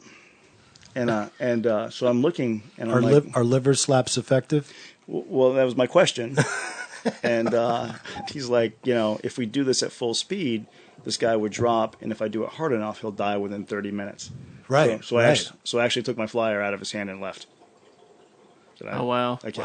Yeah. I mean, like, literally, what you're selling here, I mean, Okay. it's not real. And not only is it not real, I don't think you believe it's real. Can you say what at least what style it was? I don't know. It's Americanized karate. So we went to what we do. We was just driving around saying, "Hey, we have this event," and so any martial arts school will stop by and give a flyer and say, "Hey, come check it out." Oh, cool. Okay, yeah. So we Like walked a into community this, event for all the local martial artists. Okay. just walked into this place, and all three of us just looked at each other, and literally what you're doing at that point is just taking people's money. That's it. So I am all about martial arts and historically. I don't have to agree with what you're doing. But that right there, I mean, and to try to give me an explanation of what you just did and how somebody could die within, I mean, like, is it a gunshot? You know what? I mean, how's that deadly? Yeah. So I've been hitting the liver with a full force kick. I didn't die. Yeah. I've stopped in place before and I Yeah. sweat a little bit. That and I'm sucked. Like, yeah. But I'm still alive. And then Dustin Pegg used to catch me with him all the time, and Dustin can hit. And it wasn't a slap; it was a full. Still here. So After that, they taught death touch to the pinky. If you touch the pinky, the opponent's pinky in the right place, they'll die there too. So Five finger death grip. yeah. So I hope that answered your question. No, it but- did. It's good. It was just a kind of curiosity if you've seen anything in the area that you've respected. I have a lot of things. I mean, we have guys that come in, and I don't even know what style. They've been with us for I don't know how long, but they come in and they have sword play, and it's really not my thing.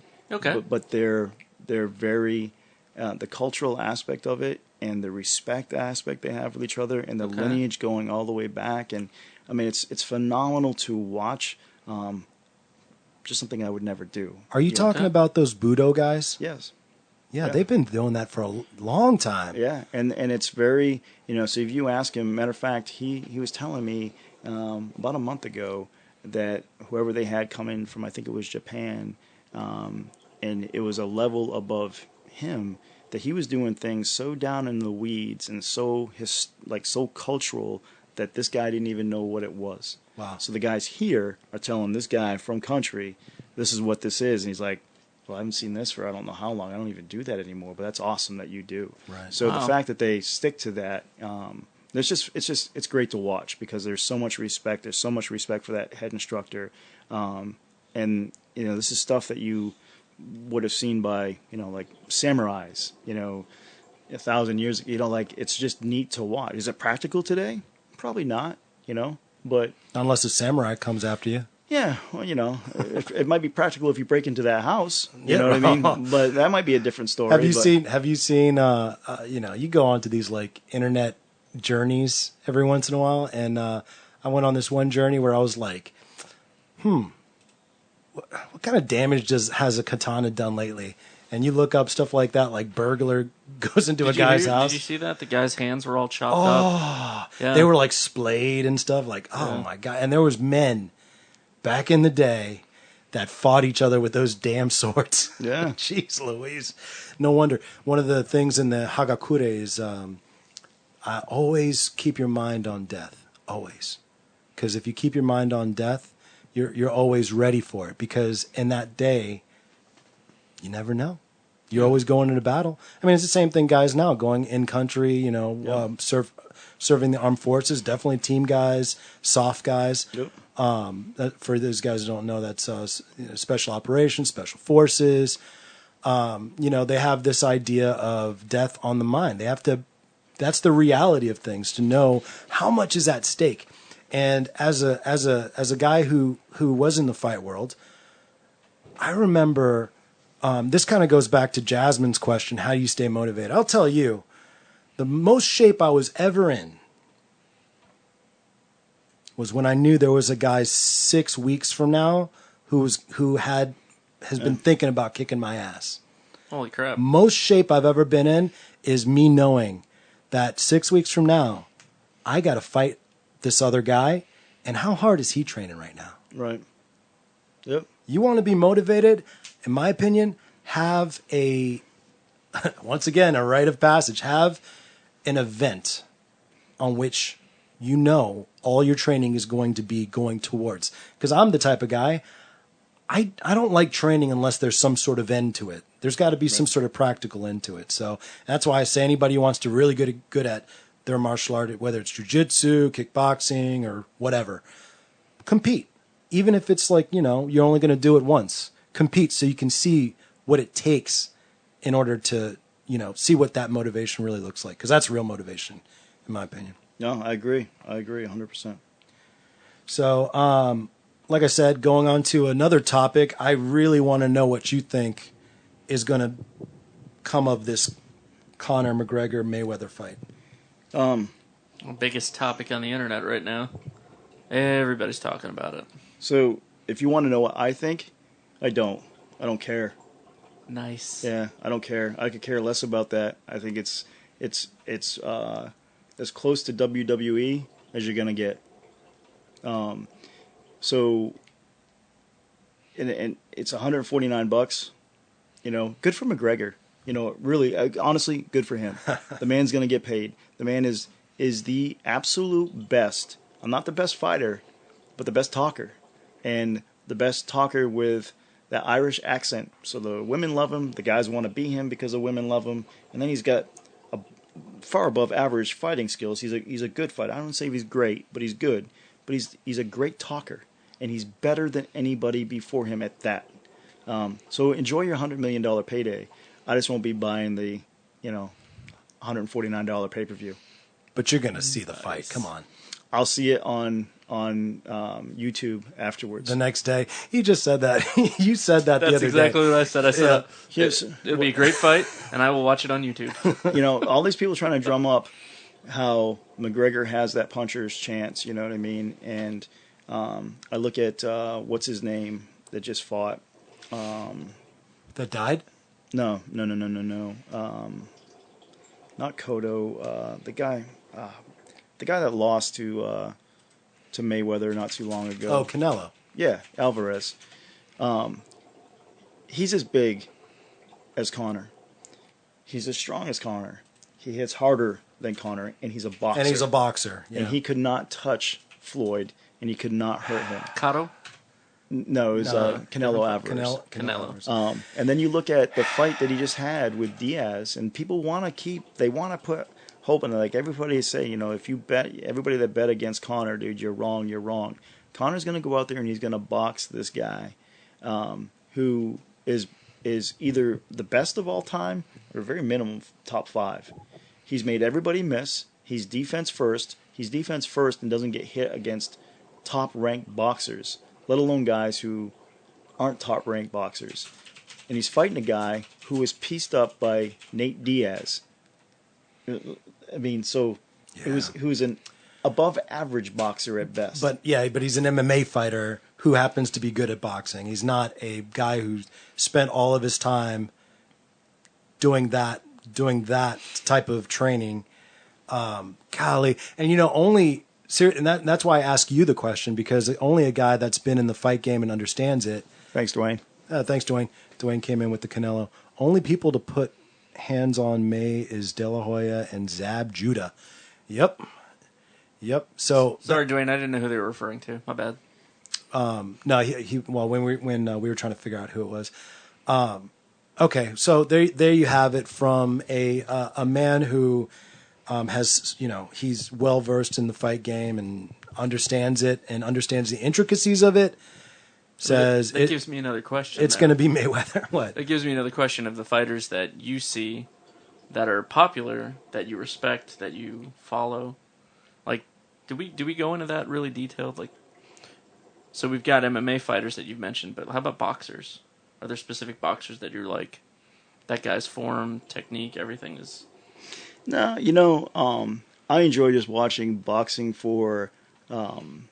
There's just there's elite level guys out there that are fun to watch, and those are the guys I'm curious about. Who are the guys that you fanboy over? Like the guys you're like, wow, I want to watch that fight. Yeah, it's fun to watch, because all they can do is go out there and punch each other. But then, so what I break down is not how great they're doing something. Okay. They go out. What I break down is how I would attack it. Okay, Yeah. So you see a lot of these boxers and they come in and they'll turn to the side. The foot will turn to the side. You know what I mean? And they'll kind of turtle up. So you get a guy like Chris Valentine on here.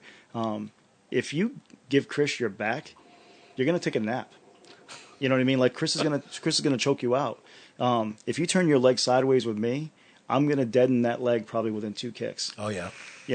I can go ahead and attest to that. So yeah, so I look at him, I go, man, my world is not a boxing world, and do I want to be stung by any of those punches? No, I'm very afraid of them. But one thing longer than your arms are my legs. So you turn sideways, I'm gonna hurt you, and if you get close enough to me, I'm just gonna clinch you up, and I'm either gonna knee, I'm gonna elbow, I'm gonna control your body, or in Chris's case, once he clinches you, he's gonna take you to the ground, and once you're on the ground, let that adrenaline dump hit you, let your heart rate go up, you get the shakes, and then you take a nap, So you're approaching it as a technician. You're looking at their whole, the way that they're standing, everything about them from a technical point of view. Yeah, That's fantastic. I love watching. It's an old military thing. I think maybe law enforcement. I'm just that guy. But I break down everybody as soon as I see him. I go, how would I do it? You know what I mean? And there's some people I go, I can't. We had, what's his name? The UFC fighter, the WWE fighter that was just in Guardians of the Galaxy, Batista. Oh yeah, Batista. Yeah, he's come into the gym before, and I'm like, it's just too big. Yeah, like what do you do? Hi. Yeah, that's pretty much it. Let's be nice. I had Eddie Mason was with the that one lineman from that retired a couple years ago from the Redskins, and they were playing around in the gym. Chris Samuel. And Chris has got to be 340 pounds. Jeez. And he hit Eddie so hard that he bent the cage back so far that he put his butt through the wall. I'm like, yeah, another guy. I'm good. I'm just good. Don't want to fight him. Nah. So who are in your opinion, who are the guys to watch in the UFC? One kick. Thanks, Neil. That's just for you though. Yeah, I give everybody else two. Neil's got one. Neil's got those kick me legs though. So he does. The guys I watch for in the UFC, I tell you, it's really hard to say. There's not going to be any more undefeated fighters. Like literally, there's not. The competition's too good. The competition's too good, and in MMA, people are talking about this. And I heard this once again back to the Floyd Mayweather thing. How do you take a guy who's 49-0 and you put him against this guy where this guy's got losses? No, they're all going to have losses because it's not one dimensional. You know what I mean? Somebody's gonna find something that beats your style. So you could be a great Thai fighter, and you could go against a boxer, or you could go against another Thai fighter, or whatever kind of striker, and you could beat that guy, Cerrone. You know what I mean? Yeah. But go against somebody who can beat you at your game, Masvidal. Mm-hmm. You know what I mean? Like there's gonna be somebody better than you at a style that's gonna be able to expose you. If not that, then it could be. My girlfriend's mad at me. I didn't sleep well last night. Oh, wow, the baby kept, who knows? Outside things. Yeah, you know what I mean? You're going to get caught. So, with the whole progression that the UFC specifically, but mixed martial arts in general, you watch, I don't know if you watch Joe Rogan's podcast ever. Yeah. But Joe Rogan, he's been in it since UFC 10 or 12 or something. And he always says, he's like, back then anybody had a chance. Yeah. Anybody had a chance, but not in the way that anybody has a chance now. Anybody had a chance back then because it was like, not this guy was great at this one thing. This person over here was great at this other thing. Let's experiment and see who wins. Right. Now it's like, this guy's great at everything, this guy's great at everything, and now it's like, it's a pinprick of a difference. Yep. And that's what you have to capitalize on, as opposed to Royce Gracie taking out everybody because nobody has a ground game. Well, even then, though, that was advantageous it was set up by the Gracies, it was owned by the Gracies. Royce was the lesser of all evils. You could have put Hickson in there, and he would have killed everybody. He would have killed everybody. But take the gi off him, Royce. And then what can he do at that point? Does he win his even first match? Right. Wow. Because that's why the gi was there. Gi was there to cause friction so he could actually hold on. Right. But you remove the gi today and this is not for people to slam, but is Gracie Jiu-Jitsu even on the map at that point? Right. Well, and actually, I just watched last night. I took a look at Hoyler versus. Yeah, Chris is right. What is that? Weight cutting and size strength factor. Come into it and play today too. But yeah, I mean, so not to cut you off, but I mean, even today's game, it's the athletes have come in now. You know what I mean? Like, so early on, you had guys who were good at their specific skill set. You know what I mean? But they weren't necessarily. They didn't have everything. They didn't have athleticism, the strength, the technique, the mentality, right. And then the intelligence that goes. So if you're missing a piece of that, then today you could get by with it back then. Royce Gracie wasn't an athlete, and he wasn't the biggest guy in there. He wasn't, but you miss a piece of those today, and then you've lost. You look at Ronda Rousey. Ronda was she was the first one. She was the first one that came in with that mentality. You know what I mean? And she's the first one at 135 who went in there and just lit stuff up, and because they just opened that division. So they're like, oh, she's it. She's great. Until other people of that level came in, of different styles, and exposed her. You know what I mean? Because and you got it, but you got to also, speaking of great trainers, you also got to put what's his name? Do you give him any blame for her not being able to sort of succeed in her later fights, like especially after Holly Holm and stuff? What's her coach? The Armenian guy. Yeah, I know you're talking. I don't remember his name offhand. Somebody will pop it up here for me. But do you blame him? He fought before. So you watch his some of his old footage. He's not a bad fighter. But people, get on that keyboard and this is what I would have done different. And So you watch his sorry guys. Nice. Way to go. All right. So, I mean, it's Davidian, is it? Yeah. So anyway, it'll come. But but he fought. So his pad holding, people go this, but you can go to the gym right now, and you can find downtime with me, and if you want to record it, you can go, oh, he sucks. He's terrible. Because I wasn't doing this, or I was teaching somebody basics, or maybe he's having her work basics because she didn't need to do all that advanced stuff, or who knows? But they say, this guy's terrible. She was so locked into trying to be a stand-up fighter at that point. Do you think that could have been part of her downfall? Not sticking with her arm bars and her judo? Possibly. But so let me, I coached Dustin in the UFC. But if Dustin comes to me and says, I'm going to do this, I want to do this, this is my game plan. What can you do? There's not anything I can do except leave his corner. But I'm not going to do that to him. You know what I mean? Right. If you come to me and say, I want to do it this way, or, I got Chris Valentine on the line, and he says, I want to stand and bang with somebody because I just want to do it. And I go, no, what you should do is take him to the ground because that's your strength.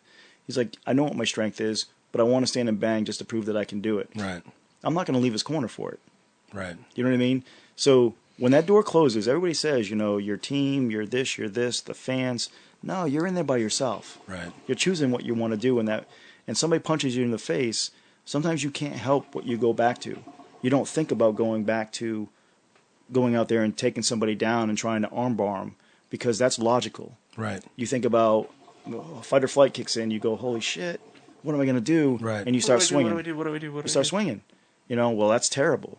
Well, you don't know. You don't know what's going through her head. And you don't know if she's missing one of those components I was just talking about, which is able to, when fight or flight kicks in, she goes into an intelligent mode where she can figure things out. She can calculate and go, get the takedown, get the takedown, get the takedown. How do I do that? Or do I just swing for the fences because that's a natural reaction? So putting it back onto the coach that got her there because she lost it and they said, now you suck. Nah, man. I mean, maybe he does. But, who's to judge that? Right. She won the title. That's a mature way of looking at it. She got there somehow. I got Dustin in there. We won 1 fight. Right. And we lost 4. 4. Am I a crappy coach now? Right. Right. Oh, come on, I mean. Yeah. Okay. Well, that's a hell of a more intelligent way of seeing. You're online and you see everybody's sort of opinions on the whole thing, and that's definitely a more intelligent way of looking at it. It's very valuable 2 cents. And who cares? Like, really, who cares? She was a whether you like Ronda or you hate her, there's a 50-50 chance in this.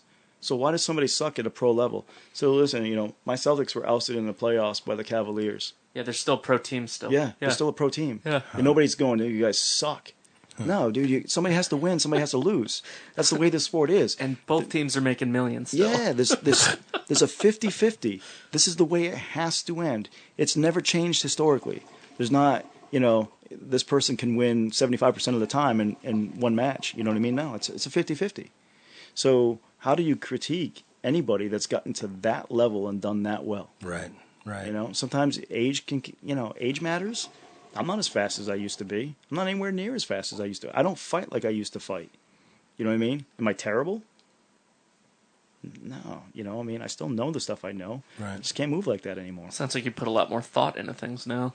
Like you analyze it a lot more. Yeah, than you have to. You have to, because I don't move laterally. My knees are crap. So I'll tell people, don't fight like me. Fight like the way I tell you to fight, but don't fight like me, because I stand right there in front of you, and I get hit, and I hit you twice, and I get hit, and I hit you twice. It's a terrible way to fight. Like, I would never recommend that for anybody, but I can't move, so that's the way I fight. That is, that's funny, because I remember you telling me that. Yeah. You're like, give them 2 for every one they give you. That's the way it has to be. Yeah. At some point, you got to understand what your limitations are, and there you go. So for guys like you and me, we're not going to out-length anybody. You know what I mean? No. So we have to out-tough them. And that means, for me, I'm going to get hit, and I need to smile at you, and I need to give you 2, and I need your heart rate to go up, because you're thinking, why is this guy giggling at me right now? And that's one thing that I loved, that I learned from you, was the mental. Dwayne says, everyone has a game plan until they get punched in the face, Mike Tyson. And Chris Valentine says, lies, he can still move. My leg knows better. Yeah, no, I barely move. I appreciate it, Chris. Thank you. But yeah, it's I don't know, man. You got so many people out there, and this keyboard, it's terrible. It's terrible. You know what I mean? Like, come say it to me. Oh boy, come say it to me. Yeah. You know what I mean? Like how can you? What you write on there, and me personally, I don't care. I've said this 1,000 times before. I'll say it again. Unless you're a family, or I'll call it a relationship with you, I don't care what you say. It doesn't matter to me. No, that's fair. You know what I mean? Like, it doesn't even hit. It doesn't make the hair on the back of my neck stand up. Scott, you're an asshole. Scott, yeah, I probably am. Dad's gonna be upset about that. What do the neighbors think? I don't care. You know what I mean? Like, it doesn't matter to me. But some people do take that to heart. You know what I mean? So why put that stuff out there? And especially if you don't know. You know what I mean? Like, why? Why can't you just shut up, stay in your corner, do your thing? You want to talk to your buddies right here and you say, hey, man, this is what I would have done different? Yeah, that's cool. But to attack people like that, it's the same thing as you going up and saying something to them. You know what I mean? It's the same thing. And people hide behind this like it's not real, but it's very real. And it's sad because, you get somebody like Rhonda, maybe it is in her head. You know what I mean? But at the end of the day, and I don't want to seem sexist, but she's still a woman. You know what I mean? So yeah. I don't expect her to be like me. She's still a woman. You know what I mean? And historically, maybe a little bit more emotional. So why? Why play on that? Why don't you have that person come back and see her compete again? Even as a top 5, maybe not a top 2, but as a top 5. Let that person compete. Let that person make money. But people are just so quick to, what does she do any different than Conor McGregor? Everybody loves Conor. So she goes out there and she trash talks, but because she's a woman now, she's something different. Right. Doesn't make any sense. Yeah, go out there, make your money, do your thing. And she's still a top 5 fighter. Yeah. And the problem is that kick my ass. You've got I'd let her. The problem is you've got all these, like you said, keyboard warriors out there. Like internet tough guys. I remember when. Okay, so everybody in here remembers when there was no such thing as internet. Yeah. And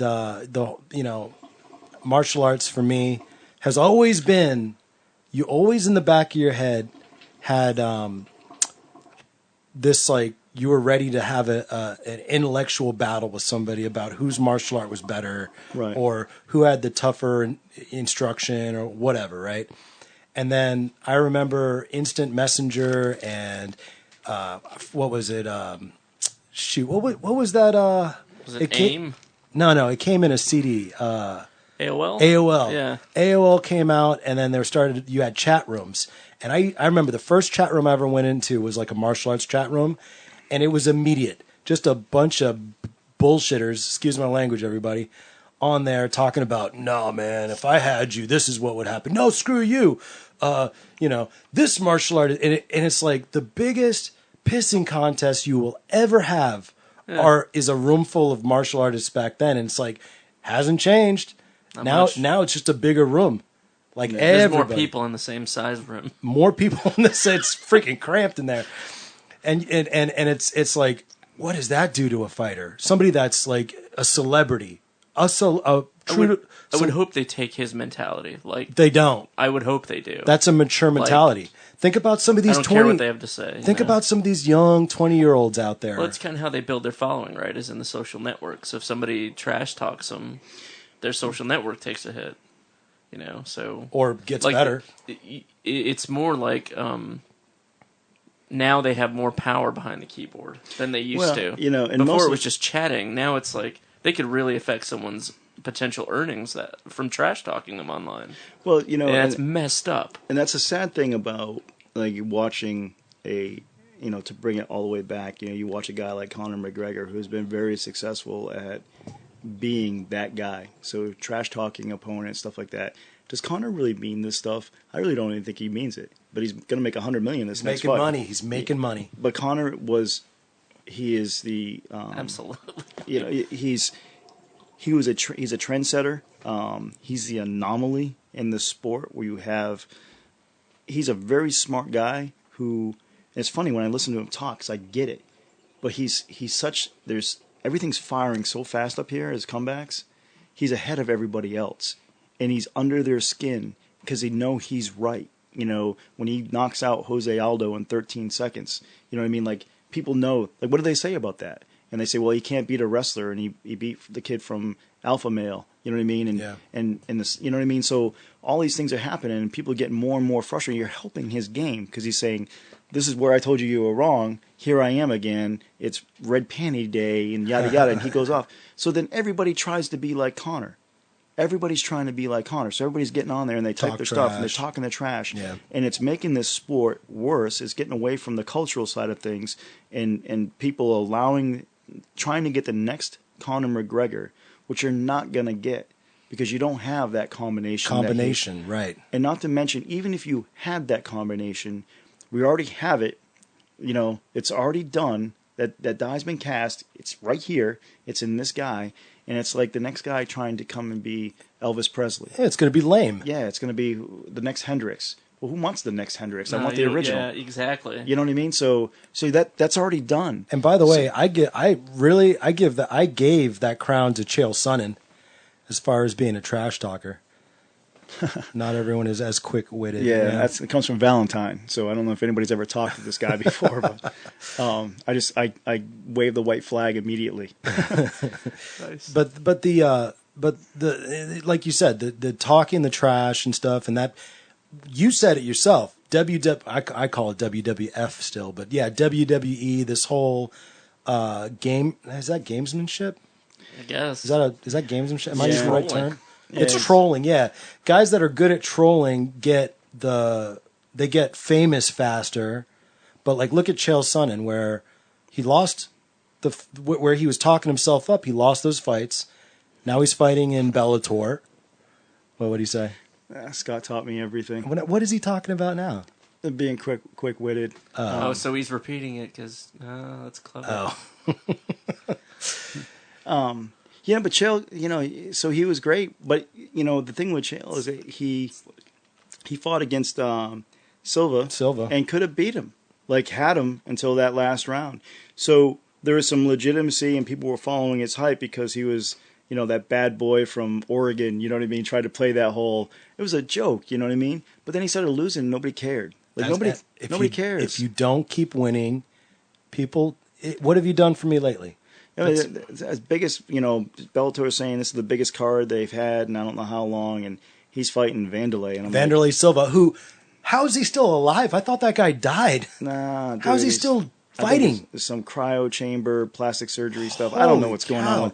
But still, but I don't care about that fight. No, you know what I mean? Not at all. When's Chael won? Like, how you're going to drum up business based on 5 years ago and his ability to? Yeah, no, man, it's done. Like, I don't care about that fight. And Vanderlei Silva was like his heyday was when Pride was still around. Yeah, but the thing about Vanderlei is he'll fight. So you can take two guys who are even past their prime, you know what I mean? But they'll stand in there and just throw punches and be evil. That's a fun fight to watch. Isn't Fedor also fighting? He is. He's fighting Matt Mitrione. Yeah, I mean, who do you have on that fight? I think Matt's going to beat Fedor. I think Fedor is too small, and some of his skill set has dropped. If he can't take Matt to the ground, he's not going to knock him out. Matt's a tough dude, and he's a big guy. Matt's like 250, 260. Right. Fedor's 220. And as much as I love, I think now technique, I think Fedor is better than most people out there right now. Still, even at his age. Get out of here. But he's too old. I mean, he's too small. Mm-hmm. He's too small. Like at 220, size matters. Yeah. Fighting in a heavyweight. If he fought at 205, I think he'd probably go out there and still win a championship. Really? But not a heavyweight. Bigfoot exposed him. Bigfoot. Yeah. How do you miss that jaw? Bigfoot's and he's been knocked out how many times in the UFC? Yeah. Like his last 3 fights, he's been knocked out. Fedor couldn't do it. It's just a big guy. It's 265 against 220, and he punished him. And he's not. Bigfoot's not even a top 10 guy. No, not at all. Wow. Yeah. So, wow. And that sucks. It's like what you said. I remember I asked you, what did Chris say? Chael sold tickets but never filled those holes in Paul Phillips. Yeah, exactly. Right. Look, you can talk. I still think Chael is a better trash talker than Conor McGregor. I enjoy him more. But yeah, you talk trash, but you don't win fights. Who cares? Well, Chael's a better choreographed trash talker. Mm-hmm. When he plans it out and has a routine ready to go. Conor is the best improv guy I've seen. Just right off the top of the dome. Yeah, and the ability to get under people's skin immediately. Yeah, like you go to press conferences and he'll tell all the UFC fighters are sitting there and they're all in rows. And he says, "You all suck." You know what I mean? And the people are here to see me, not you. And he's telling that to 15 people. And it's true. Yeah, So That's what hurts.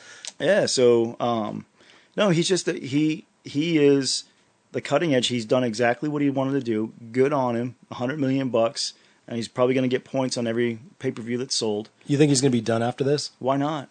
Yeah. Yeah, I mean, he might go back to something, but why would you at that point? For me, anyway, I mean, he may make some more money doing this. Especially if he wins. Yeah, but I'd go buy my island somewhere, yeah, and then I'd be on ESPN being a commentator and not get punched in the face anymore. There you go. Getting paid for that also. Yeah, just like what's his name, that Dom, not Dom. What's the...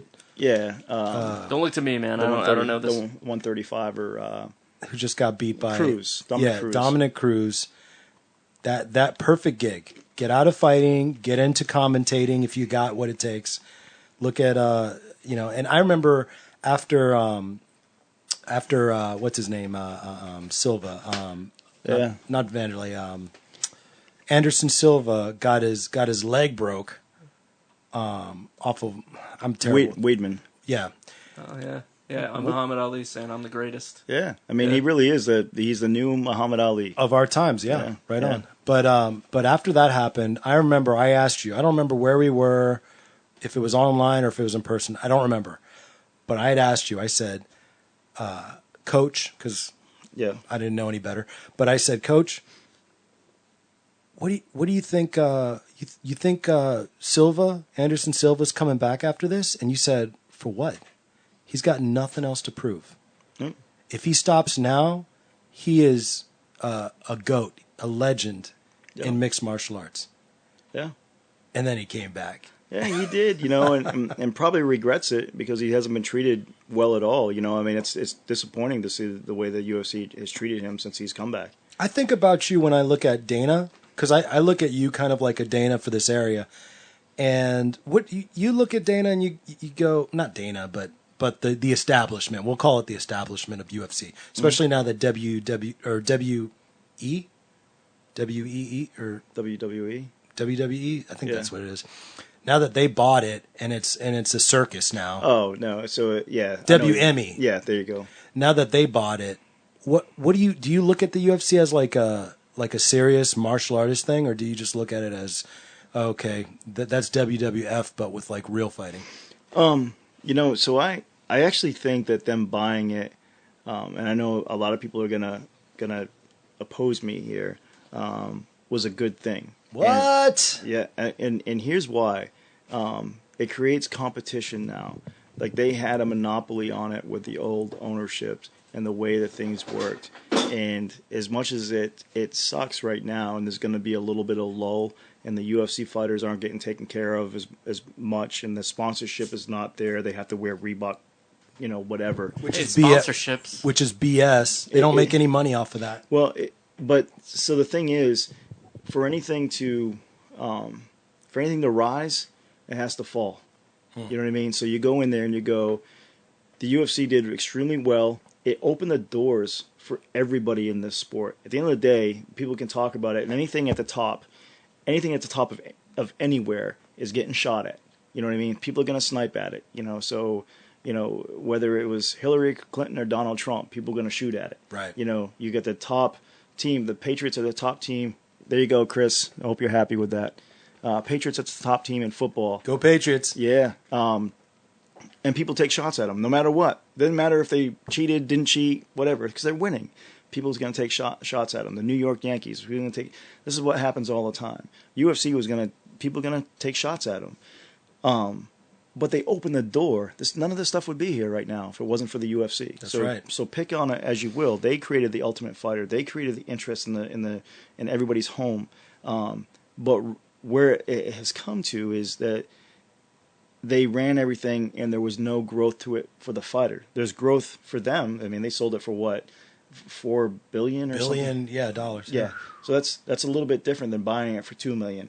And which they did. Right. So $4 billion, but the fighters weren't getting any of that. So you get X amount on a payday, and then you might get this. GSP was making so they said I think it was like $7 million at the time with pay-per-view buys as well. But you look at what Floyd was making in his fights; he was making $50 million. You know what I mean? And that didn't include the pay-per-view buys. Yeah. So these guys are selling all this stuff, but they weren't really getting anything in return for it. But now what there's a so raw many deal. Yeah, there's so many. Well, it's a lot of money, but still, so they've there's a lot of grumblings. There's other organizations now that have stepped up. So you have Bellator, you have World Series of Fighting, which I am very happy that all these different. I hope that Bellator. I hope Lion Fights. I hope. What's the other one? I know I keep looking at you. What's the other one? Not Lion Fights. Kickboxing, the Glory cards or Glory. The new Japanese one. Is that? Oh, ONE FC. What? No. It's kind of like Pride, but it's like. Oh, okay, yeah. You know what I'm talking about. Yeah. I'm glad that all this stuff is cropping up because, like you said, with the issue with Virginia not having proper sanctioning bodies and all that, and WK being the only one, it's like no, you need competition. No one can have a monopoly. It won't flourish that way. Yeah. So I can't wait until some of these other fight venues really start to get some good fighters. Well, and that's what they're doing, So you look at the top percentages, and people go, "Well, you don't have this guy. You don't have Conor McGregor, whatever the case may be. The UFC's got him." So there's the guys that the UFC are they're releasing, they're going to Bellator. But you talk the top 2 to 3% of all the fighters in the world. So let me ask you: does it matter to you if you see the top 0.05 or the guy in the top 3? Right. Like, as long as they're fighting each other and they're a very high level, I'm going to pay to watch that fight. I want to see a good fight. Yeah, that's it. That's what I want to see. At the end of the But you and I are different. because we're not the common denominator. Common denominator is, I want to hear the Ronda Rousey story. I don't care about her opponent, who happens to be the title owner. You may be right in that, but what's happening is that people are getting educated to the fight game. So early on, it was, every whatever bar, that there are certain people who are watching the fight game. Now, white collar folks are watching the fight game. So it's not just, I like Ronda Rousey because I like Ronda Rousey. I like this guy because he's from Ireland. It's not just that anymore. People are educated in this game. People can break down this game, and it's becoming much more mainstream. It is the largest growing sport in the world. So if you look at all of that and you go, where are these markets going? It doesn't have to be just WWE style stuff in the UFC. It could be good fights in Bellator that the real niche people, that following will want to go see because they're real fights that are taking care of fighters. You come to me and I say, okay, maybe I put, Kenny Goudreau's fighting on CFFC in Atlantic City a couple months from now, but Kenny wins a few more fights and he goes and Bellator comes and says, hey, I want to sign Kenny Goudreau. Well, guess who doesn't give a shit about the UFC anymore? Me and the rest of the school. Wow. You know what Nice. I mean? Let's be honest. I'm going to follow my guy. I hope you're right, because this is what I see. I see, no matter what, like the UFC does a good job sort of in the marketing department. They market their fighters, right? Yeah. The ones that they want to have those big draws. But if you have the fighters that actually do perform and actually do show, a great fight, if all those guys and gals say, you know what, they're not paying us, we're going to go over to this other thing. Right. And then that's what sort of like pushes the market. A lot of guys have.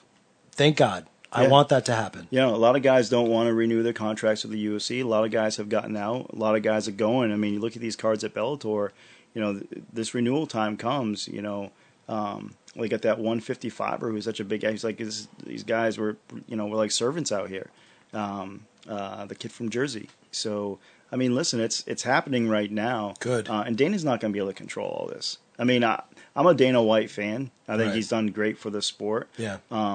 But at the end of the day, these guys need to be able to grow. They need to be, he's controlled it nicely. I mean, how do you have 400 people on a roster? The guy doesn't sleep.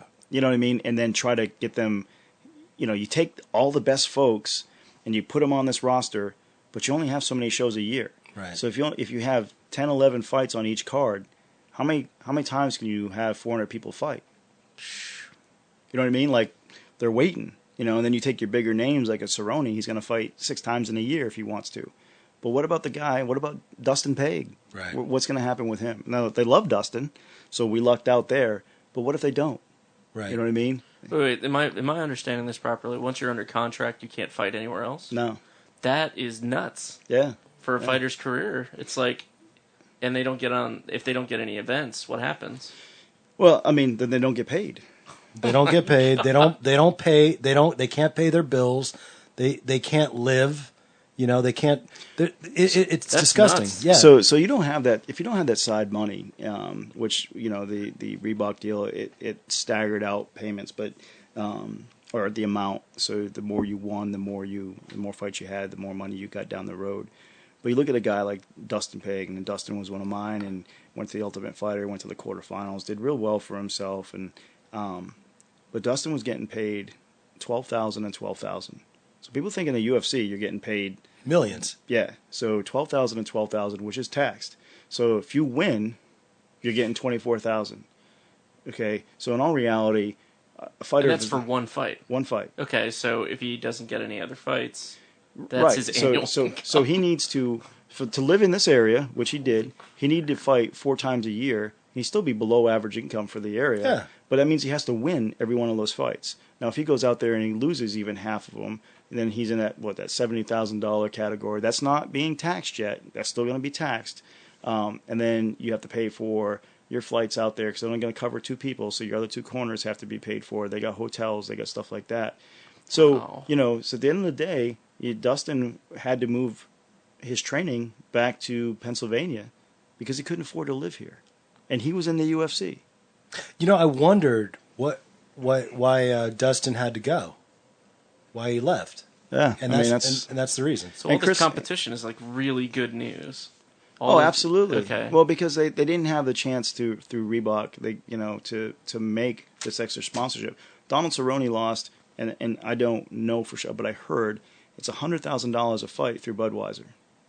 Now, he didn't lose it because he went on stage and still drank a Budweiser and put a cap on. There you go. But still, I mean, other fighters lost what they had. But that's $100,000 a fight. Oh my goodness. So maybe I'm wrong in that amount, but that's the amount that I heard. That's gotta hurt worse than getting punched in the face. Yeah, so that's a pretty steep amount, and you've only got a very small window. So most of these guys aren't going to fight for 10 years. Your body doesn't last for 10 years, and even if you did at that level, it slows down. So you're trying to get as much as you can in a very short period of time. But what are you going to get? Even a guy like Cerrone, so you get maybe $50,000, $60,000, $70,000 a fight, probably a lot more than that now. But when all's said and done, if you're not getting win bonuses and you're not getting sponsorships, you're going to retire with $2 or $3 million at 35. That's got to last you 40 more years at a minimum. Yeah, that's not happening. Good luck with that. Yeah. Wow. And meanwhile, you have no other skill set, and oh, by the way, you probably got some form of CTE at some point because you fought so many times that your skull's been battling, off your brain, and you're not even going to remember yourself by the time you're 50. No, it's just take care of the guys. If they're going to go out there and do this, take care of them. I agree. That sounds horrid. Yeah. Well, that's the reality right now. Yeah. So that's why the competition is good. Yeah, that's why I'm excited about it. Not only for the fighter, but for the fan like myself. I want to see fighters not be locked into these dumb contracts where they have to stay. I mean, they have to stay at this one place, and like Scott said, maybe they fight. Maybe they fight a few times a year. Maybe not. I'd rather see it. They fight as many times as they can fight, make as much money as they can make, be motivated to do so. You know what I mean? I can see that could present problems, though. What's that? Especially if a fighter's in multiple, I guess, what are they, groups? Like the UFC, if they're in the other one? Yeah, different fight promotions. Yeah. So, like, Jake, think about that, juggling the roster. If somebody decides, you know what, this guy just got totally creamed in the last fight, he can't fight for 6 months. I don't know how that goes, but now they've got to juggle their roster down the chain if he's scheduled to fight again. They're calling Bellator like the old guy circuit. The old guys.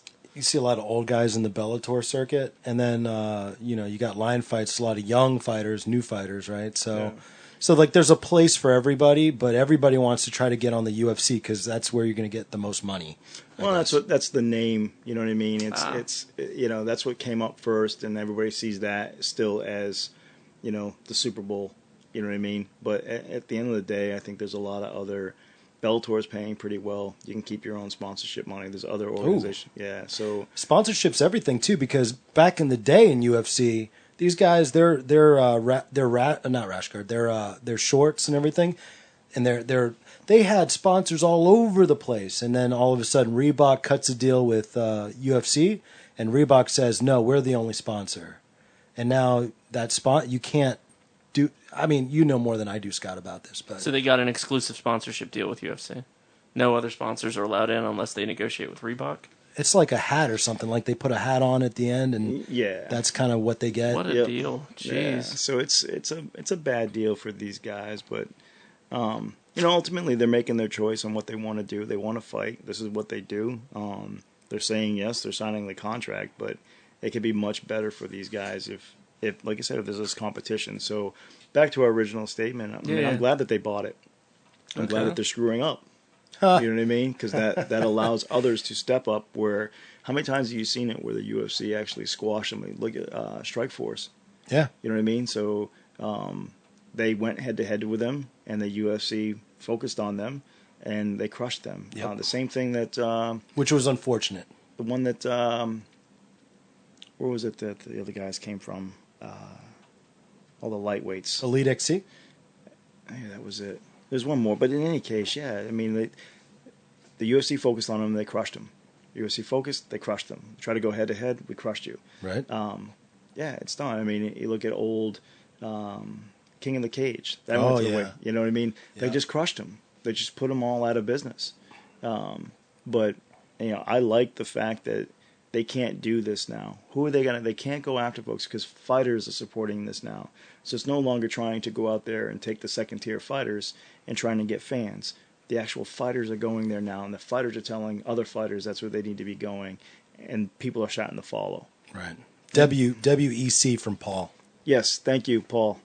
Thank you.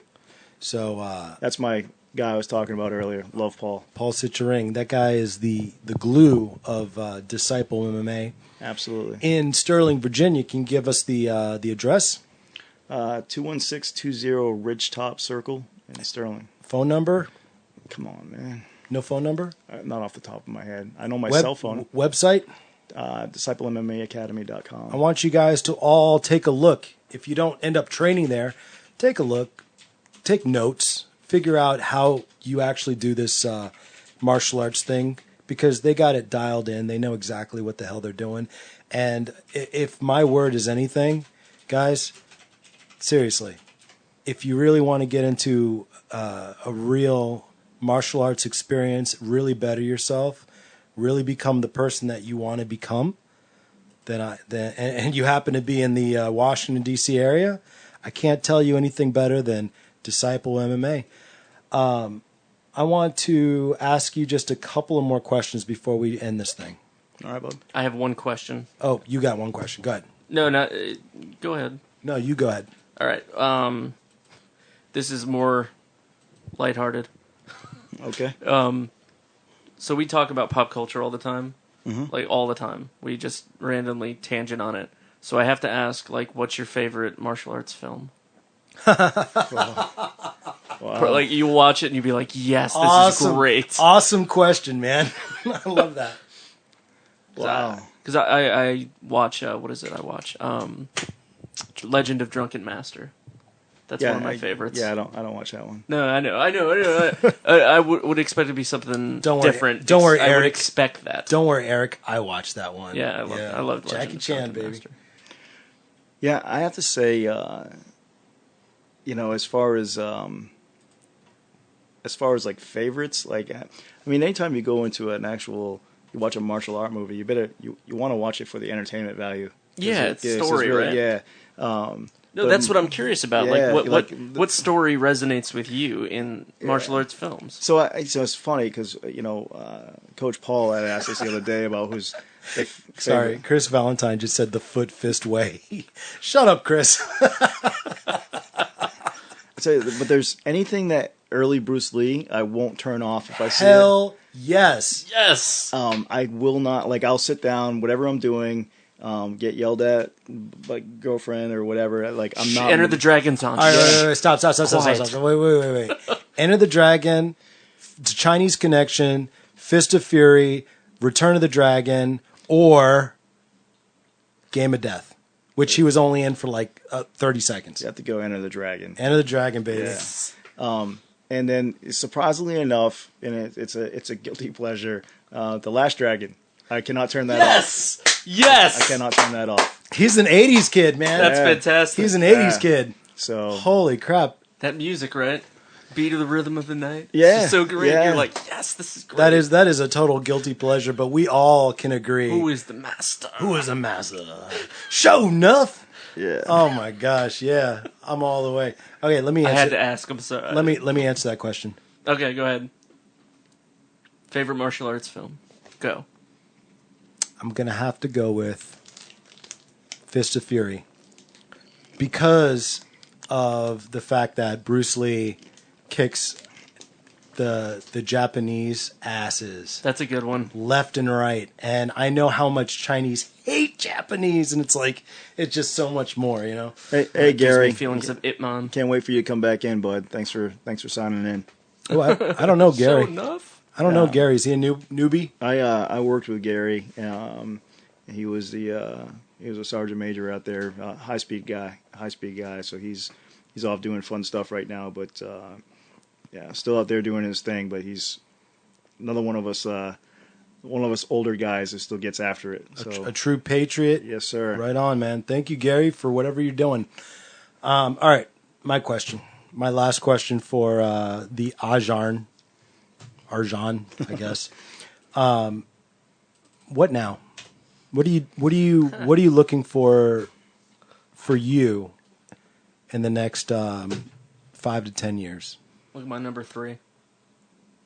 That was my third question. That's your third question. That's Yeah. my final question for you. Yeah. So as hard as I've been on my body, my guess would be death, but I'm trying to stay ahead of that. Okay. Well, we know that's going to come for you, but No, you're gonna kick his ass. no. So Oh, Death. Hey, how's it going? You turn into the side, huh? come here, bitch. yeah. Death's gonna turn his foot, and you're just gonna own him.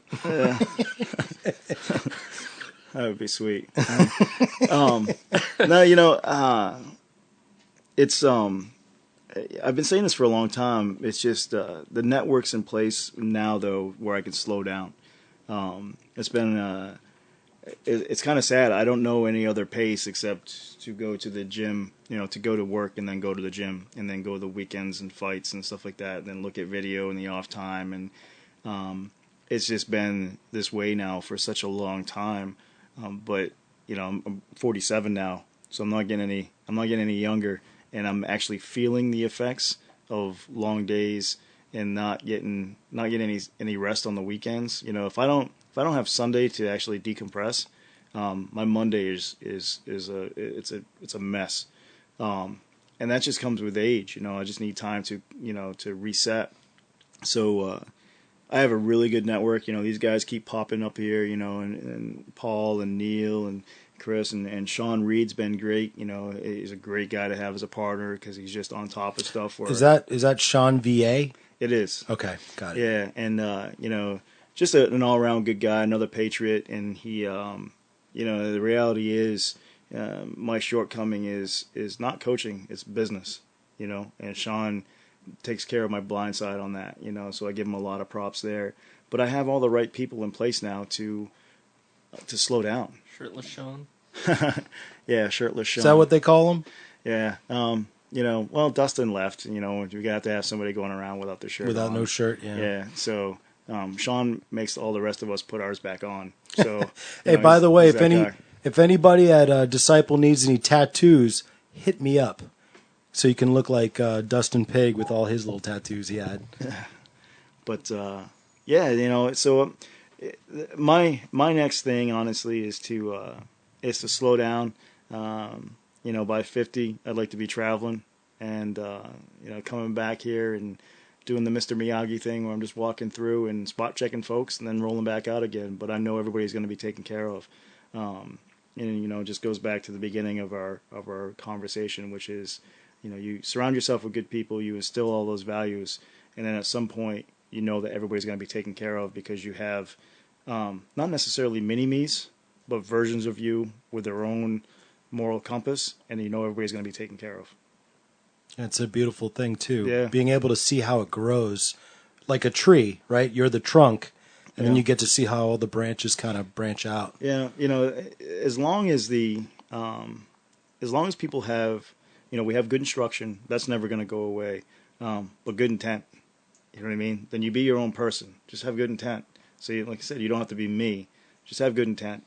And then I know the school will be taken care of. So I'm hoping to slow down a little bit. There's a few things in play right now. We'll run them to fruition, and then hopefully, hopefully I'll be chilling out a little bit and trying to figure out what downtime actually is and how to enjoy it. So that sounds beautiful. Yeah, that sounds like a good plan to me, and I'm happy to hear you say that. Thanks, Will.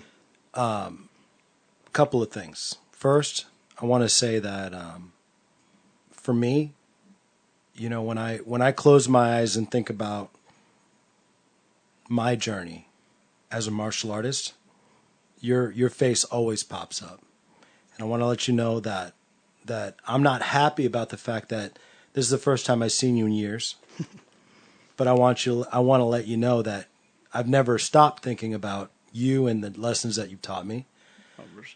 I want to let you know that I would like, going forward, I want to be around, and I want you to know that I'm not gone. I got 2 businesses going. I told him earlier, I got 2 businesses going on. I'm trying to make those great. I'm trying to make my mark on life, on the world, in the world. But I'll never, ever, ever, ever, ever, going back to loyalty, I'll never stop saying that you are my instructor, my teacher, my coach, and I want you to continue to be that, And anything that you're doing, I want to know what's going on.